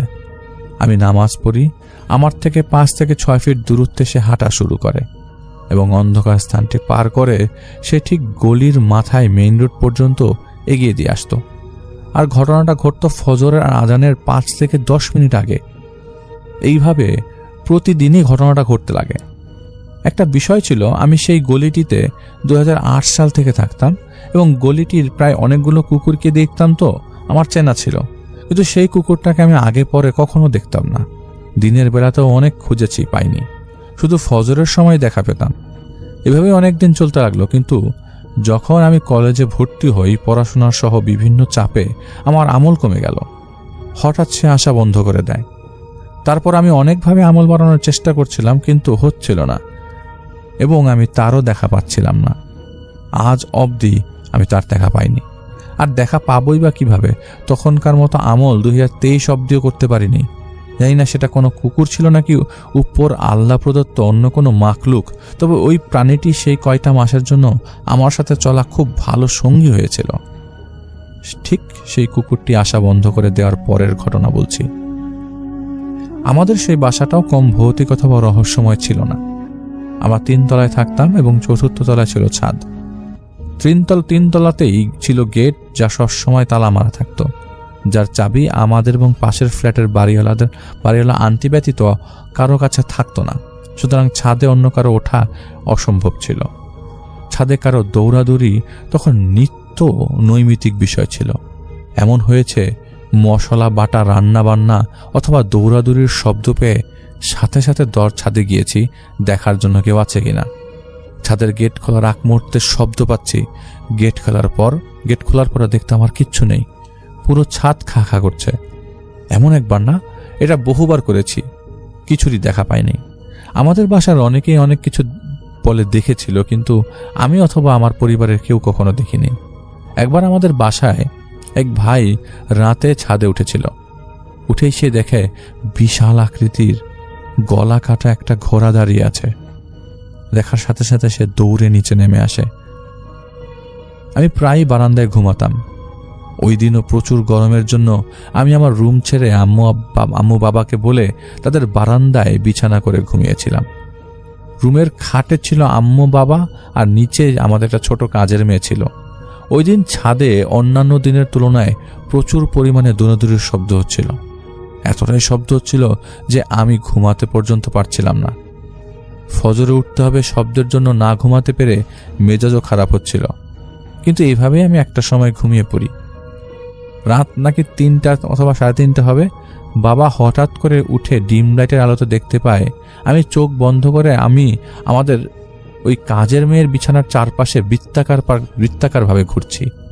ঘুরতে ঘুরতে একবার সোফাতে, একবার আম্মুর বালিশের নিচে, আর একবার কাজের মেয়ের বালিশের নিচে যেন কি জানি খুঁজছি। ওই দিন ব্যতীত আগে অথবা আজ অব্দি আমার কখনোই ঘুমে হাঁটার বদ অভ্যাস ছিল না। তখন বাবা আমাকে ডাক দেয়। আমি কোনো সাড়া না দিয়ে আমার মতো ঘুরছিলাম। বাবা আমাকে ধরে এনে বিছানার উপর বসায় এবং আম্মু উঠে যায়। আমাকে ডাকা হচ্ছে, বিভিন্নভাবে সূরা পড়া হচ্ছে, ঝাড়া হচ্ছে, কিন্তু আমি চোখ বন্ধ করে বসেছিলাম। বাবা পানিতে সূরা পরে ফু দিয়ে আমাকে খাওয়ানোর চেষ্টা করেছিল। ঠিক তখনই আমি আমার বাবার হাত থেকে সেই মেলামাইনের গ্লাসটি 7-8 ফিট দূরত্বে থাকা দেয়ালে একটা জোরে চিৎকার করে ছুঁড়ে মারি এবং মেলামাইনের সাথে সেই গ্লাসটির সাথে সাথে ভেঙে টুকরো হয়ে যায়। আমার সেন্স চলে আসে। সেদিন আর নামাজ পড়া হয়নি আমার। আম্মু পরে আমাকে ঝাড়তে ঝাড়তে ঘুম পাড়িয়ে দেয়। ওই দিনের পর আর কোনোদিন বারান্দায় ঘুমানোরও আমার দুঃসাহস হয়নি। লাইফে ফার্স্ট শেয়ার করলাম ঘটনাটা। কোনো ভুল ত্রুটি থাকলে ক্ষমা সুন্দর দৃষ্টিতে দেখবেন। আমি কেবলই 19 বছর বয়সে আমার মাকে 2015 সালে ব্লাড ক্যান্সারে হারাই এবং বাবা 2020 সালে হার্টের সমস্যায় মারা যান। আমার বাবা আমার জন্য দোয়ার দরখাস্ত রইল। ভালো থাকবেন। অবশ্যই আপনার জন্য দোয়া থাকলো এবং আমি চাইবো যে আপনি আগের মতো সেইভাবেই আমল আপনি বাড়িয়ে দেন। আমি একটা ছোট্ট ঘটনা শেয়ার করব। সেটা যেহেতু 2টা ঘটনাই আমি পড়লাম, একটা ঘটনা আপনারা শুনলেন যে আত্মহত্যা করেছে। আমাদের এলাকায় একটা আত্মহত্যা হয়েছিল, সুইসাইড হয়েছিল। এই আত্মহত্যাগুলোকে আসলে অনেকে বলে যে সন্ধ্যার সময় ছাদে যেও না, শয়তান ধাক্কা দিয়ে ফেলে দিবে। এটা কিন্তু খুব প্রচলিত একটা কথা আমাদের মুরব্বীদের সাইটে, এবং তারা এটা মানতেন যে সন্ধ্যার সময় এটা সত্য কথা। সন্ধ্যার সময় এদের আত্মবিচরণ অনেক বেশি, এবং আমি এটা অনেকবার অনেকজনের কাছে শুনেছি এবং রেফায়েত ভাই আমাকে বলেছে। এটা আমাদেরই এলাকার একটা ঘটনা। আসলে এলাকা টু এলাকা পাশাপাশি ভ্যারি করে, এবং আমাকে বলেছিলেন আমারই এক ক্লোজ জুনিয়র ভাই, সে আমাকে বলেছিল যে আলী ভাই একটা ঘটনা আছে। এটা আমি তখন কালেক্ট করি, যে তখন 2003-04 হবে, আমি তখন ক্লাস 10-এ পড়ি। তো এসএসসির আগের ঘটনা তখন কালেক্ট করেছিলাম, তো মনে পড়লো আজকে সেটা। আমাদের এলাকারই পাশের এক এলাকায় এক আঙ্কেল ছিল। তো আমরা ওই দিন রাতের বেলা আমরা সবাই এসএসসি পরীক্ষার আগ মুহূর্তে কিছু ফ্রেন্ডের সাথে দেখা সাক্ষাৎ করেছিলাম। তখন ওই ছোট ভাইটা, তখনও আমাদের থেকে 3 বছরের জুনিয়র, ও আমাদেরকে এসে বলল যে ওই বাড়িতে একটা মেয়ে আত্মহত্যা করেছে, যাবেন নাকি, চলেন, পুলিশের একাকার অবস্থা। তো আমরা খুব আমিও ছিলাম, আমরা খুব সবাই মিলে ডাট মেরে ওই বাড়িতে যাই যে দেখি কি অবস্থা হয়েছে, ওই মেয়েটা আত্মহত্যা করেছে। তো ওই মেয়েটাকে অনেকেই চিনত। তো আমরা যখন যাওয়ার পর দেখি পুলিশের গাড়ি। মেয়েটা তখন মাত্র ক্লাস 7-এ পড়ে, এবং মেয়েটার সম্ভবত কোনো একটা সম্পর্ক ছিল যেটা নাকি বাবা মা সহ্য করতে পারে না। এই সম্পর্কটা কি ছিল সেটা আমরা জানতে পারিনি, এটা কি ধরনের সম্পর্ক ছিল। পরে ছাদ থেকে পড়ে মেয়েটা সুইসাইড করে। এখন আমরা এমন মানুষ যে আমরা কিন্তু জানি না মেয়েটা কিভাবে মারা গেছে। ওটা ওই মৃত্যুর সময় অবস্থায় আল্লাহ ছাড়া এবং আর ওই যে বান্দা মারা গেছেন সে ছাড়া কেউ জানে না। এখন যিনি মারা যাচ্ছেন সে কিন্তু আর ব্যাক করছেন না আমাদের কাছে, সুতরাং আমরা বলতে পারবো না যে সে কিভাবে মারা গেছে। তা আমাদের সামনে মাঝে মধ্যে এ ধরনের মায়া আসতে পারে। যাই হোক, পরে এই লাশটা নিয়ে যায়। পরে আমরা রাতের বেলা ওই জায়গায় প্রায় রাত 2টা পর্যন্ত সময় কাটাই। আমার বাসায় জানতো সবাই, তো রাত 2টা পর্যন্ত কিন্তু আমরা ওই জায়গায় সময় কাটাই। এবং ওই যেটুকু লাশ নিয়ে গেছে, ওই বাসার মধ্যে আশপাশের লোকজনদের ভিড়। আগে যখন মানুষ মারা যেত ওই সময় মানুষরা এক জায়গা থেকে আরেক জায়গায় ভিড় টির করে একাকার অবস্থা ছিল। এখন তো কেউ মারা গেলে টেরই পায় না কেউ, এবং কেউ মারা গেলে কাছেও আসে না, কত কিছুর ভয়। তো আমি জাস্ট এতটুকু বলবো যে এই ধরনের মৃত্যুগুলা কিন্তু আমাদের দেশে হরহামেশাই হয়ে যাচ্ছে। সেগুলোকে শাক দিয়ে মাছ ঢাকা। অনেকে বলে যে আমি মেরেছি। এই ধরনের জিনিসপত্র যদি কাউকে হাজির করা হয় সে বলতে পারে। আবার ওই যে দেখালেন বলে যে লাশ হাতে করে নিয়ে এসছে কবর থেকে উঠিয়ে, হয় অনেক সময় এগুলি সম্ভব না, এগুলি অবশ্যই এগুলি মায়ার খেলা। তারপরও কিছু কিছু ঘটনা তো ঘটছে। তো আশপাশে যেসব ঘটনা ঘটছে সেগুলো আমাদেরকে পাঠিয়ে দিতে পারেন যদি আপনার কাছে থেকে থাকে।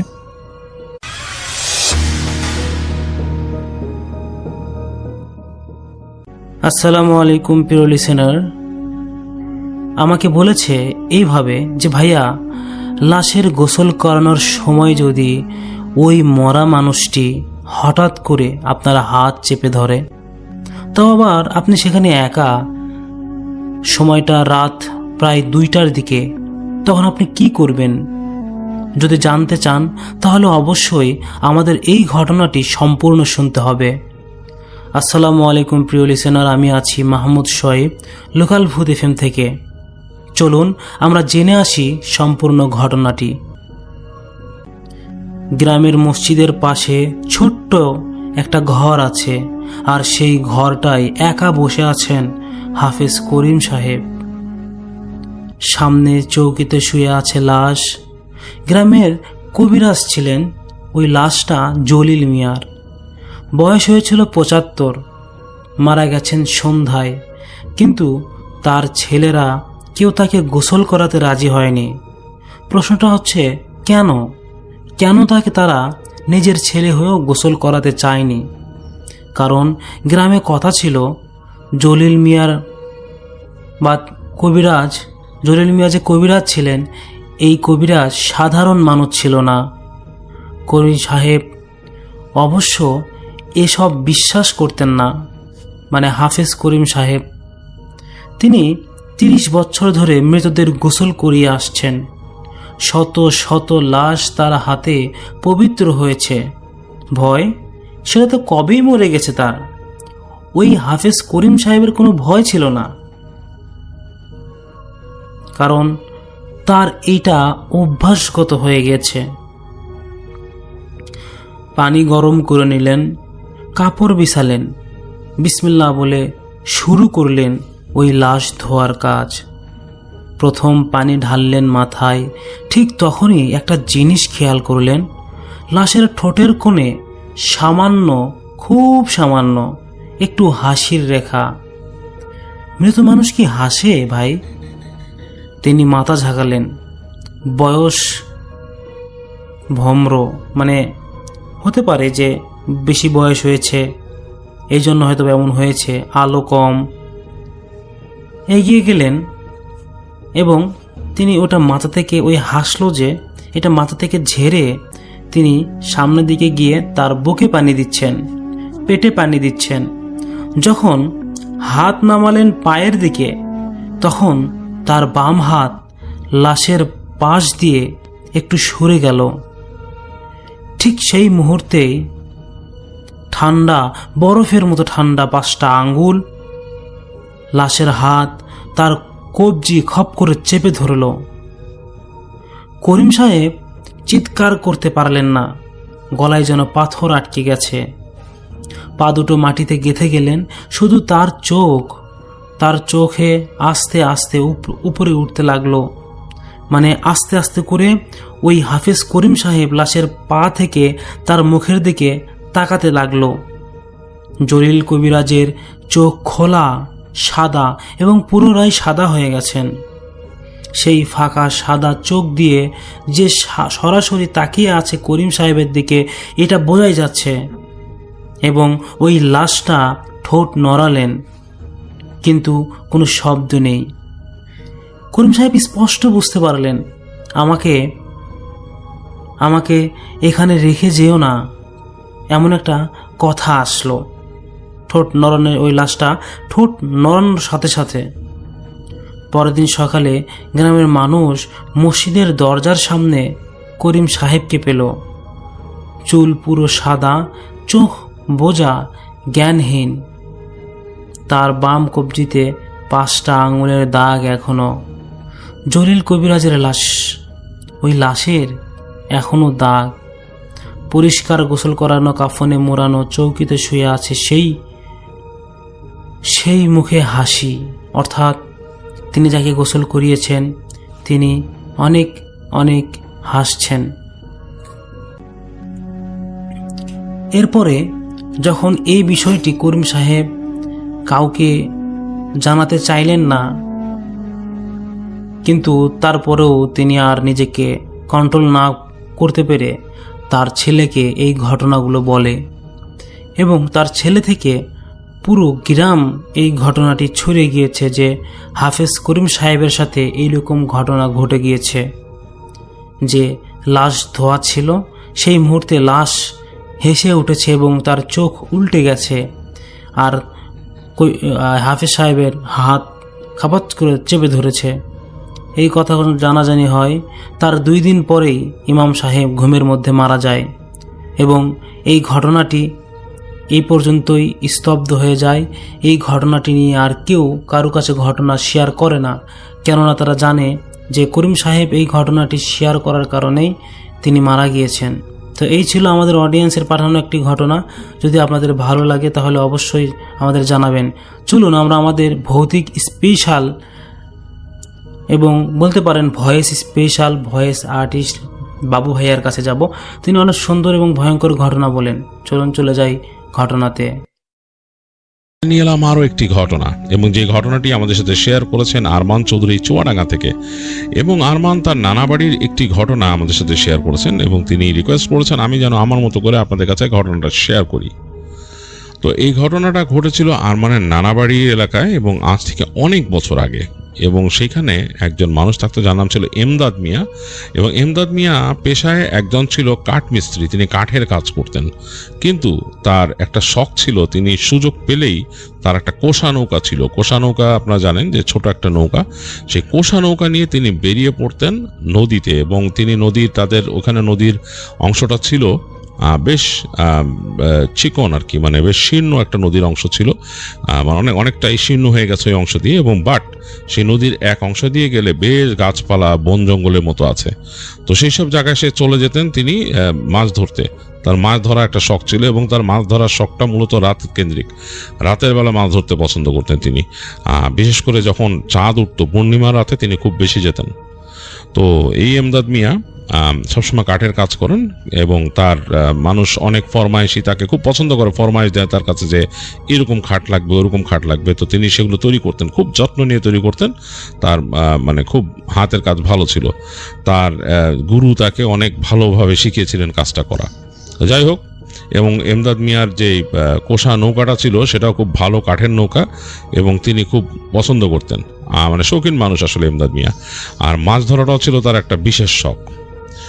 তো এরকম একটা সময় একদিন এমদাদ মিয়া এরকম দিনের বেলা তার বসে আছেন, তিনি গল্প করছেন তার আশেপাশে যারা বন্ধু বান্ধব যাদের সাথে তার মানে ভালো জমে সেরকম মানুষদের সাথে গ্রামে। তো তারা গল্প করতে করতে বললো একজন যে এইখানে এই যে আমাদের নদী যেখান থেকে বাঁক নিয়ে গেছে ওই জায়গা থেকেও যায় না, বলতেছে ওই জায়গাতে ঢুকে যে অনেক কিন্তু একটু জংলা টাইপের জায়গা, কিন্তু ওই জায়গায় কিন্তু অনেক ভালো ভালো মাছ পাওয়া যায়। তো অনেক ভালো মাছ উঠে এবং দেখা গেছে যে অনেকেই যারা যে গেছে ওইখানে তারা অনেক ভালো মাছ ধরতে পারছে। তা একজন বলতেছে তাদের মধ্যে যে যারা ওই জায়গায় গেছে তারা ভালো মাছ ধরতে পারছে, বেশিরভাগ মানুষ যায় না ওই জংলা দিকে, ভয় আর ওদিকে ঢুকে না মানুষ। তো এমদাদ মিয়া বললো যে জংলা দেখে ভয়ে ঢুকে না, আসলে বাসার থেকে মানুষ এত দূর যাইতে চায় না মাছ ধরতে, বেশ দূর হয়ে যায় তো এখান থেকে, আবার ওই জায়গায় স্রোতটাও বেশি, স্রোতটা কেমন যেন এলোমেলো ভাবে চলে, নৌকা বেয়ে আসতে অনেক কষ্ট হয়, এটা বলতেছে এমদাদ মিয়া। তো সেই লোক তখন বলতেছে আরে না, ওদিকে গেলে পরে কিন্তু ভালো মাছ পাওয়া যায়, এটা আসলে মানুষ যায় না, ভয় পায় মানুষ। এমদাদ বলে আমি তো রাত্রিবেলা নৌকা নিয়ে যাই বিভিন্ন জায়গায়, ওখান থেকে আমি খুব কাছেও গেছি, কিন্তু আমি আর ওদিকে যাই নাই, কারণ হচ্ছে স্রোতের জন্য, স্রোতটা এলোমেলো হয়ে যায় আর বাসার থেকে অনেক দূরে, পরে ওইখান থেকে বেয়ে আসতে অনেক কষ্ট হবে, আর আমি একা ছিলাম এর জন্য যাই নাই, তো ওখানে যাওয়া আমার কাছে কোনো ব্যাপার না। তো ওই লোকের সাথে কথায় কথায় তার তর্ক লাগে। লোকটা বলে যে ইমদাদ তুমিও ভয় পাও, তুমি এটা স্বীকার করো না এসে। তো ইমদাদ বলে যে আমি কোনো ভয় নেই আমার। তো এই তর্ক বিতর্কে ইমদাদ বলে যান আমি যাচ্ছি, এই যে সামনের যে চাঁদনি রাত আসবে, চাঁদনি রাতে আমি মাছ মারতে যাচ্ছি, আমি যাবো ওইখানে। তো ওই লোক বলতেছে যে তুমি যে যাবা তার প্রমাণ কি, তুমি এখানে গেলে? বলে কি আচ্ছা আমি যাবো ওইখানে, আপনি যদি প্রমাণ পাইতে চান, আপনার যদি মনে হয় যে ওইখানে আমি ওইখানে যে একটা কাঠের খুঁটি পুঁতে দিয়ে আসবো, একেবারে কাপড় বাইন্ধে, মাথায় লাল লাল কাপড় বাইন্ধে ওখানে পুঁতে দিয়ে আসবো আমি, দেখেন তাহলে বুঝবেন আপনি যে ঘটনা কি, লাল গামছা একটা বাইন্ধে দিয়ে ওখানে পুঁতে দিব, আপনি যে দেখে আইসেন ওইটা, তাহলে বুঝবেন প্রমাণ কি। আর নাহলে আপনি স্বীকার করবেন যে ইমদাদ গেছিল ওখানে মাছ মারছে, ইমদাদ মাছও ধরছে, এবং আপনি আমাকে আর মানে সবার সামনে বলবেন যে আমি এদের সবার থেকে সাহসী। তো ওই লোক বলে আচ্ছা যাও, তুমি যদি করতে পারো তাহলে আমিও দেখে আসতে পারবো পরে যে তুমি ওখানে আসলেই গেছো নাকি। বলে ঠিক আছে। ইমদাদ মিয়ার একটু জেদ চাপে আর কি, সে আসলে খুব সাহসী মানুষ, এইসব ভয়টায় পায় না। তো এরকম আসলেই নেক্সট ডে যেদিন তার আসলো, মানে পূর্ণিমা আসলো, তার মাছ ধরার এমনি প্ল্যান ছিল, সে তার সব সরঞ্জাম গুছায় তার বাসাতে তার স্ত্রীকে বলল যে আমি বেরোচ্ছি, যাচ্ছি মাছ ধরতে। তার স্ত্রী তাকে বিদায় দিল, জানে যে স্বামীর অভ্যাসই এরকম, সে তো আর শুনবে না, তিনি পছন্দ করতেন না এই রাতের বেলা তার হাজবেন্ডের মাছ ধরার যে অভ্যাস, কিন্তু কিছুই বলার নাই। ইমদাদ মিয়া সব কিছু গোছায়, তার যে জিনিসপত্র সব গোছায়, বড়শি টর্শি যা যা আছে গোছায় নিয়ে, সে তার জালও ছিল, ছোট জালও ছিল, যিনি সময় সময় জালও মারতেন যদি বুঝতেন যে মাছ আছে বেশ, এমনি বড়শি দিয়ে শিকার করেন বাট জালও আছে তার। তো তিনি সেগুলো সব গোছায় তার কোষা নৌকার কাছে আসলেন। তিনি এক জায়গায় উঠায় রাখতেন, নদীর পাড়ে এক জায়গায় উঠায় রাখতেন নৌকাটাকে। তো ওইটাকে অনেক করে কসরত করে ঠেলে তিনি নদীতে নামাইলেন এবং তার জিনিসপত্র রাখলেন, রেখে উঠে বসলেন। তো উঠে দেখতেছেন যে খুব সুন্দর একটা চাঁদ আসছে, চাঁদটা হলদেটে রঙের চাঁদ, মানে এই হলদেটে রঙের চাঁদ তার কাছে বেশ লাগে, তিনি খুব এনজয় করেন হলদেটে চাঁদ দেখলে। দেখতেছেন যে আকাশে হলদেটে চাঁদ এবং সেটার আলো পানিতে পড়ে পানিতে ঝকমক করতেছে, মনে হচ্ছে যে ওইটার রিফ্লেকশনটা ভেঙে ভেঙে যাচ্ছে।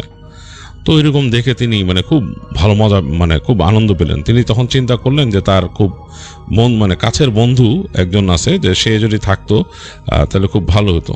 তো সে কাছের বন্ধুকে যেহেতু পেলেন না, তিনি একাই, মানে তিনি আসলে ওই বন্ধুর সাথে আলাপ আলোচনাও করা হয়নি তার, যে তিনি এরকম মাছ ধরতে যাবেন রাতের বেলা এবং একটু দূরে যাবেন, তিনি যে ওখানে যে ওই বনের মধ্যে ঢুকবেন, এগুলা কিছুই তার মানে বন্ধুর সাথে আলাপ করা হয়নি। তো যাই হোক, তিনি নৌকায় উঠে নৌকা ছেড়ে দিলেন। আর তার আসলে বন্ধুকে বলার মতো না ছিল না ব্যাপারটা, কাজ সেই যে লোকটার সাথে তার তর্ক হয়েছিল যে ওখানে সে যেতে পারবে না, মানুষ ভয় পায়, সেই লোকটাকে কিন্তু তিনি বলছেন তিনি একলা যাবেন ওইখানে, কারণ তিনি খুব সাহসী মানুষ। তো সুতরাং সব দিক বিবেচনা করলেও তার এটাই মানে করার প্রয়োজন ছিল, তিনি একলাই রওনা দিলেন। তিনি তার ফ্রেন্ড নিতাইকে, তার বন্ধুর নাম ছিল নিতাই, তিনি ভাবছেন যে নিতাইয়ের সাথে পরে তিনি আলাপ করবেন এবং তার এই তিনি যে ঘুরে আসছেন পুরো এক্সপিরিয়েন্সটা তিনি বলবেন, এটার মধ্যেও একটা আনন্দ আছে। তো এই চিন্তা করে তিনি যাচ্ছেন। তো ইমদাদ মিয়া আস্তে আস্তে নৌকার দাঁড় বাইছেন এবং তার অসাধারণ লাগছে। অসাধারণ লাগার মূল কারণ হচ্ছে যে চাঁদের আলোটা মনে হচ্ছে নদীর খুব কাছাকাছি চলে আসছে এবং তিনি তাদের যেই অংশটার থেকে বেশ একটু বড় জায়গায় পৌঁছায় গেলেন। মানে নদীটা যেখানে চওড়া সেখানে আরও সুন্দর লাগছে। চাঁদটা মনে হচ্ছে আর একটু নেমে গেছে এবং নেমে যে মনে হচ্ছে পানির উপরে চাঁদের আলো পড়তেছে এবং সেটাই ঢেউয়ের সাথে মিশে মিশে আসতেছে। প্রতিটা ঢেউয়ের মাথায় চাঁদের আলো। তো এরকম দেখতে দেখতে তিনি আস্তে আস্তে করে তিনি তার মতো বৈঠা বাইছেন এবং তিনি চিন্তা করলেন যে তিনি প্রথমে একেবারে শুরুই করবেন, মাছ ধরা শুরুই করবেন ওই জায়গায় যেই জায়গাটা তাকে বলছে, যেই জায়গায় মানে ভয় পায়, মানুষ যায় না, এবং সেই জায়গাটায় যেই শুরু করবেন। তো তিনি আস্তে আস্তে নৌকা বাইতে বাইতে তিনি একেবারে সেই নদীর চওড়া অংশ পার হয়ে চলে আসলেন আবার সেই সংকীর্ণ অংশে, যেই জায়গায় আবার নদী সংকীর্ণ হয়ে গেছে। এবং এখান থেকে কিন্তু মোটামুটি আরেকটু সামনে গেলেই সেই গাছপালা বন জঙ্গলের অংশটা শুরু হবে, যেই জায়গায় স্রোতটা একটু অন্যরকম, মানে একটু খরস্রোতা বেঁকে গেছে নদী, স্রোতটা অন্যভাবে চলে। নদী যদিও ওখানে সংকীর্ণ হয়েছে, বাট স্রোতটা অনেক অন্যভাবে চলে আর কি। বাঁকা জায়গায় সাপের মতো স্রোত এঁকে বেঁকে চলে এবং কয়েক জায়গায় খুব তীব্র স্রোত আছে। এবং মানুষ এই কারণেই ভয়ে ওই জায়গাটা শান্ত যায় না, কারণ হচ্ছে যে ওই জায়গায় যদি চলে যায় একেবারে, মানে তাদের অঞ্চলের মানুষটা খুব একটা যায় না, কারণ হচ্ছে ওই জায়গায় যদি চলে যায় ওই স্রোতের মধ্যে পড়তে হয় এবং এইসব ছোট কোষা নৌকাগুলা আবার বেয়ে এইদিকে আসাটা খুব কঠিন হয়ে যায় তাদের জন্য। মানে এটা তাদের জন্য একটু কঠিন হয়ে যায়, বেশ সময় সাপেক্ষ ব্যাপার। আর রাতের বেলা তো মানুষ আসলে ওইসব জায়গায় যাই না। তো তিনি যখন সংকীর্ণ অংশ ঢুকছেন তখন দুই একটা জেলে নৌকা তিনি দেখছেন যারা রাতে এরকম মাছ ধরে, বাট এছাড়া তিনি যখন এই অংশে চলে আসলেন, সংকীর্ণ অংশ দিয়ে আরো সামনে যাচ্ছেন, তখন আস্তে আস্তে আর কোনো নৌকা দেখছেন না। তিনি একেবারেই গাছগাছালি একদম নিঝুম নদীর পাড়ের যে পরিবেশ, যে বনের শব্দ, সেটা তিনি পাচ্ছেন। আর তার সাথে ছিল হচ্ছে একটা হ্যারিকেন, এবং হ্যারিকেনটা তিনি আরো ভালো মতো বাড়িয়ে দিলেন আলোর কিছুটা সোর্স পাওয়ার জন্য। কিন্তু সেই আলো কিন্তু অন্যরকম লাগছে, কারণ চাঁদের আলো আছে। চাঁদের আলো যদিও এই যে বড় বড় গাছ আছে নদীর দুই পাশে, সেই গাছে অনেকটা আটকে যাচ্ছে, মানে একটা হলদেটে আলো চারিপাশে আছে। আর তার যে হ্যারিকেনের আলো সেটাতে কিছু জায়গা আলোকিত হয়ে আছে। সংকীর্ণ অংশে স্রোতের শব্দও পাচ্ছেন, স্রোত বেড়ে গেছে এবং তার নৌকার গতিও মনে হয় বেড়ে গেছে। এবং তিনি মোটামুটি এবার একটু সাবধানে তার হাল ধরে রাখতেছেন তিনি, যে যাতে নৌকাটা আবার যে পাড়ের মধ্যে কোথাও, যেহেতু বাঁকা জায়গাটা বেঁকে গেছে, যাতে বাড়ি না খায় এরকম। তো তিনি যাচ্ছেন এবং তিনি কিন্তু এনজয় করতেন। তিনি দক্ষ, কিন্তু তিনি একজন দক্ষ মাঝিও একসাথে। তিনি খুব দক্ষভাবে মানে নৌকা বাইতে পারেন, এটা তার নিজের সুনামও আছে, তার তিনি ভালোই জানেন। তো তিনি মোটামুটি বাঁকগুলো কাটায় কাটায় যাচ্ছেন। নদী যেখানে সংকীর্ণ কিন্তু স্রোত বেশি, স্রোতের শব্দ পাচ্ছেন, কুলকুল স্রোত, এবং গাছের উপর দিয়ে একেবারে চাঁদের আলো হালকা এসে পড়ছে। চাঁদটাকে দেখা যাচ্ছে, আকাশটা হঠাৎ আবার বাঁকে হারিয়ে যাচ্ছে। তো এরকম কয়েকটা বাঁক পার হওয়ার পর তার কাছে খুব মানে মজা লাগলো। তিনি মনে করলেন যে এটা অনেকটা কসরতের মতো একটা ব্যাপার। তিনি বললেন, আমি এখানে আগে আসি নাই কেন? আর এই স্রোতের মধ্যে মানুষ মাছ ধরে কিভাবে? নৌকা থামায় তো ধরতে পারার কথা না, কারণ নৌকা মুভ করবে সব সময়। এখানে নৌকা কোথাও আটকায় রাখা যেতে পারে নোঙর করে, কিন্তু সেই স্রোতের টানতে থাকবে নৌকারে। তো এরকম দেখতে দেখতে, এবং গাছগাছালি পুরো একটা জঙ্গলের মতো পুরো, এবং সেই সময় গাছগাছালি আর অনেক বেশি ছিল। তো এরকম কয়েকটা বাঁক পার হওয়ার পর এক জায়গায় তিনি বাঁয়ে একটা ছোট্ট খাড়ির মতো দেখতেছেন, যেটা হচ্ছে একটা বালির একটা পাড় আর কি। বালির পাড় অনেকটা কাইন্ড অফ সমুদ্রের পাড় যেরকম থাকে, এইভাবে বালি নেমে গেছে আর কি, এবং স্রোত যে ছলাৎ ছলাৎ বাড়ি খাচ্ছে পাড়ে। এবং ওইখানে স্রোতের ইসে তিনি একটু বাঁয়ে কাত করতেই তার নৌকা একদম যে বালির মধ্যে খেচ করে যে বিঁধল। তো তিনি সাথে সাথে তার ওখানকার যে নোঙর করার জিনিসটা গেঁথে দিলেন বালির মধ্যে, এবং সে বৈঠা দিয়ে বাড়ি দিয়ে আরো বেশি গভীরে ঢুকাই দিলেন। সেটা দিয়ে নৌকাটাকে আটকাইলেন সেখানে, এবং তিনি বুঝলেন যে এইখানে বসেই মাছ ধরা যাবে সুন্দর। দেখতে পাচ্ছেন যেখানটায় তিনি আছেন তার সামনে বিশাল গাছগাছালির জায়গা, মানে মনে হচ্ছে একটা জঙ্গল পুরা, এবং ঝিঝি পোকা ডাকতেছে, এবং তার উপর দিয়ে গাছে, মানে সেই গাছপালার ফাঁক দিয়ে চাঁদটা দেখা যাচ্ছে, একদম হলদেটে চাঁদ, এবং সেটা আলো এসে পড়ছে চারিপাশে। তো ইমদাদ মিয়া এই প্রাকৃতিক দৃশ্য দেখে একদম মোহিত হয়ে গেলেন। তার কাছে মানে অসাধারণ লাগতেছে। তিনি চিন্তা করতেছেন দাঁড়ায় দাঁড়ায়, এরকম একটা সুন্দর জায়গায় এতদিন আসি নাই, খুবই অবাক কাণ্ড। তো তিনি আবার চিন্তা করতেছেন যে এখানে তিনি যে বালির পাড়ে দাঁড়াইছেন সেখানে চিন্তা করলেন যে এইখানে মানে মানুষজন এসে কোথায় যায়। তো তিনি ভালো মতন খেয়াল করে দেখলেন ওই জায়গাটা মনে হচ্ছে আনটাচড, দেখে মনে হচ্ছে না যে কোনো মানুষ এখানে হেঁটে চলাফেরা করে বা কিছু। এবং তার পেছনের জায়গাটা একেবারেই খা খা করতেছে, ঝিঝি পোকার শব্দ আসতেছে এবং সেইখানেও গাছের উপরে চাঁদের আলো পড়ছে, বেশ একটা অন্যরকম হলুদাভ আলো। তো তিনি তার হারিকেনটা নিয়ে আস্তে করে নামলেন নৌকা থেকে, হারিকেনটা নিলেন, হারিকেনটা নিয়ে নামছেন এবং তার সাথে তিনি তার এখানে একটা লাঠি ছিল, সেই লাঠিটা মাথার মধ্যে একটা লোহার লাগানো আর কি, এরকম চোখা লাগানো, সেটা তারা ব্যবহার করেন সাধারণত কোথাও কিছু গাঁততে গেলে এরকম ব্যবহার করেন। তো সেটা নিয়ে তিনি নামলেন, নেমে হারিকেন আর ওই লাঠিটা নিয়ে তিনি চিন্তা করেন একটু হেঁটে দেখি, তারপর এখানে বসি কি অবস্থা, মানে অন্য কোনো মানুষ এখানে আসলে কোথায় আসে কি অবস্থা, একটু ঘুরে দেখার ইচ্ছায় তিনি নামলেন আর কি। তো নেমে হেঁটে হেঁটে যাচ্ছেন, হেঁটে হেঁটে তিনি ঢুকে গেলেন ভিতরে, দেখলেন যে কিছু ঝোপঝাড় আছে, যে ঝোপগুলো হচ্ছে এক মানুষ সমান উঁচা, এর মাঝখান থেকে আবার হাঁটার মতো রাস্তাও আছে। তো তিনি হেঁটে হেঁটে হেঁটে হেঁটে গেলেন, বেশ খানিকটা হেঁটে যেয়ে দেখলেন সামনে এক জায়গায় বেরিয়েছেন তিনি, ঝোপঝাড় মানে নাই ওখানে, ওই জায়গাটা খোলা মাঠ এবং সে খোলা মাঠে একদম চাঁদের আলো পুরো পড়ে ওই জায়গাটা মানে একদম মানে ফিনিক ফোটা জোছনা, কিন্তু একদম হলদেটে জোছনা। তার ওই পারে আবার গাছপালা শুরু হয়েছে, মানে মাঝখানে একটা খোলা জায়গা বেশ ফাঁকা। তো ওই জায়গাটাকে তিনি দেখলেন, দেখে তিনি আবার ফেরত আসলেন, ওখানে হেঁটে হেঁটে আবার নিজের জায়গায় চলে আসলেন এবং এসে তিনি প্রথম মাছ ধরা শুরু করলেন। তিনি প্রথম সেখানে বড়শি ফেললেন, বড়শি ফেলে কিছুক্ষণ মানে যায় নাই, এর মধ্যেই তিনি দেখলেন যে তার ওখানে ফতনা উঠতেছে আর কি তার বড়শির সাথে। তিনি বুঝে গেলেন যে মাছ ধরছে, মাছ আটকাইছে সেটাতে। অনেক তিনি কসরত করলেন, করে টোরে তুললেন বেশ বড় একটা কাতল মাছ, এত বড় একটা কাতল মাছ, মানে বেশ বড়, মানে অবাক করা কাণ্ড। তিনি কখনো কল্পনাই করেন নাই যে তিনি নদীর মধ্যে থেকে এরকম একটা কাতল, এত বড় কাতল, মানে তিনি কিন্তু অনেকদিন মাছ ধরেন, এত বড় কাতল তার কাছে ধরা পড়বে তিনি এটা চিন্তাও করতে পারেন নাই, কারণ ওইটার ওজন মনে হয় 8-10 কেজির উপরে হবে। মানে তিনি এত বড় ধরেন নাই কাতল কখনো, মানে তিনি ওটাকে যে নিতেই পারতেছেন না, এত এত মানে এত শক্তি মাছটার, আর এতই অনেক কষ্ট করতে করতে করতে করতে এক সময় তিনি ওটাকে টেনে নিয়ে আসলেন, এনে তিনি পাশে এনে তিনি নেমে গেলেন হাঁটু পানিতে, স্রোতে বাড়ি খাচ্ছে তার পা, এবং তিনি মাছটাকে তুলে ফেললেন। মাছটা লাফাচ্ছে, কাতল মাছ, এরকম বড় কাতল মাছ লাফাচ্ছে এবং বেশ শক্তিতে তিনি সেটাকে নিয়ে তার যে কোষা নৌকার নিচে, তার পাটাতনের নিচে ফেলে দিলেন এবং সেটা নিচে পড়েও লাফাইতেছে এবং সেই লাফের চোটে টড়প টড়প করে উঠতেছে তার নৌকার নিচের দিকটা, নিচে লাফ দিয়ে উঠতেছে এবং একটা 8-10 কেজি ওজনের মাছের বেশ শক্তি, কিন্তু লাফ দিয়ে উঠতেছে, এটার বাড়ি খাচ্ছে নিচে। তো তিনি মানে খুব আনন্দিত হয়ে গেলেন, তিনি চিন্তা করলেন এইরকম মাছ কয়েকটা পড়লে তো আমি নিতেই পারবো না আমার এই নৌকায়। তার কোষা নৌকাটা আবার একটু বড় ছিল, তো তিনি চিন্তা করতেছেন, করে তিনি আবার সেই বড়শি ফেললেন। এইবারও তার মাছ ধরা পড়লো, এইবারও এরকম বেশ বড় সাইজের একটা মাছ ধরা পড়লো, কয়েক কেজি ওজনের হবে, সেটাও তিনি এরকম নিলেন, নিয়ে ওই তার ইসের মধ্যে ফেললেন। ফেলে তিনি খুবই খুশি, তিনি চিন্তা করলেন আরে এই জায়গায় মাছ ধরার কথা বলছে, তো অসাধারণ একটা ব্যাপার।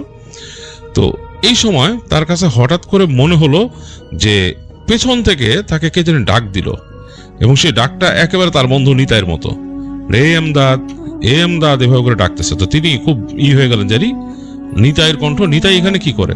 তো তিনি ফিরে বলে, এই নিতাই নাকি, এই তুই এখানে কোত্থেকে আসলি? এ বলতে বলতে তিনি সে তার ওই বড়শিটাকে রেখে, তখনও বড়শি ফেলেন না, এবার রাখলেন এবং তখনও তার ভেতরে মাছগুলো কিন্তু লাভ দিতেছে, মাঝে মাঝে সে শব্দ হচ্ছে তার পাটাতনে ঠট ঠট করে। কাতল মাছের নড়াচড়া কমে আসছে, কিন্তু অন্য মাছটা লাভ দিতেছে। তিনি রেখে তিনি হেঁটে গেলেন সামনে, তো হারিকেনটা নিয়ে গেছেন হাতে, হারিকেন নিয়ে হেঁটে পিছনে দেখেন কেউ নাই। তো তিনি বলছে, কিরে, আমি একদম শুনছি নিতাইয়ের ডাক, মানে কি ব্যাপার, ঘটনা কি? আবার তিনি এরকম শুনলেন যে এরকম মানে এরকম তাকে ডাকতেছে দূর থেকে, মানে তিনি যেখানে দাঁড়াচ্ছেন তার দূর থেকে, জোবের বাস থেকে, এ এমদাদ। তো তিনি মানে একদম পুরাই হয়ে গেছেন, তিনি আবার হাঁটা ধরলেন ওইখানে। হাঁটতে তিনি বলতে, নিতাই তুই এখানে নাকি, তুই কিভাবে এলি, তুই কেন মাছ ধরতে আসছিস নাকি? এগুলো বলতে বলতে সামনে গেছে, যে দেখতেছে যে কেউ নাই, একদম খোলা জায়গায় তিনি বের হয়ে আসছেন, সেই যে ঝোপঝাড়ের পাশে। এই ডাক শুনতে শুনতে তিনি চলে আসেন ওই ঝোপঝাড় পার হয়ে যে ফাঁকা জায়গাটা, ওইখানে।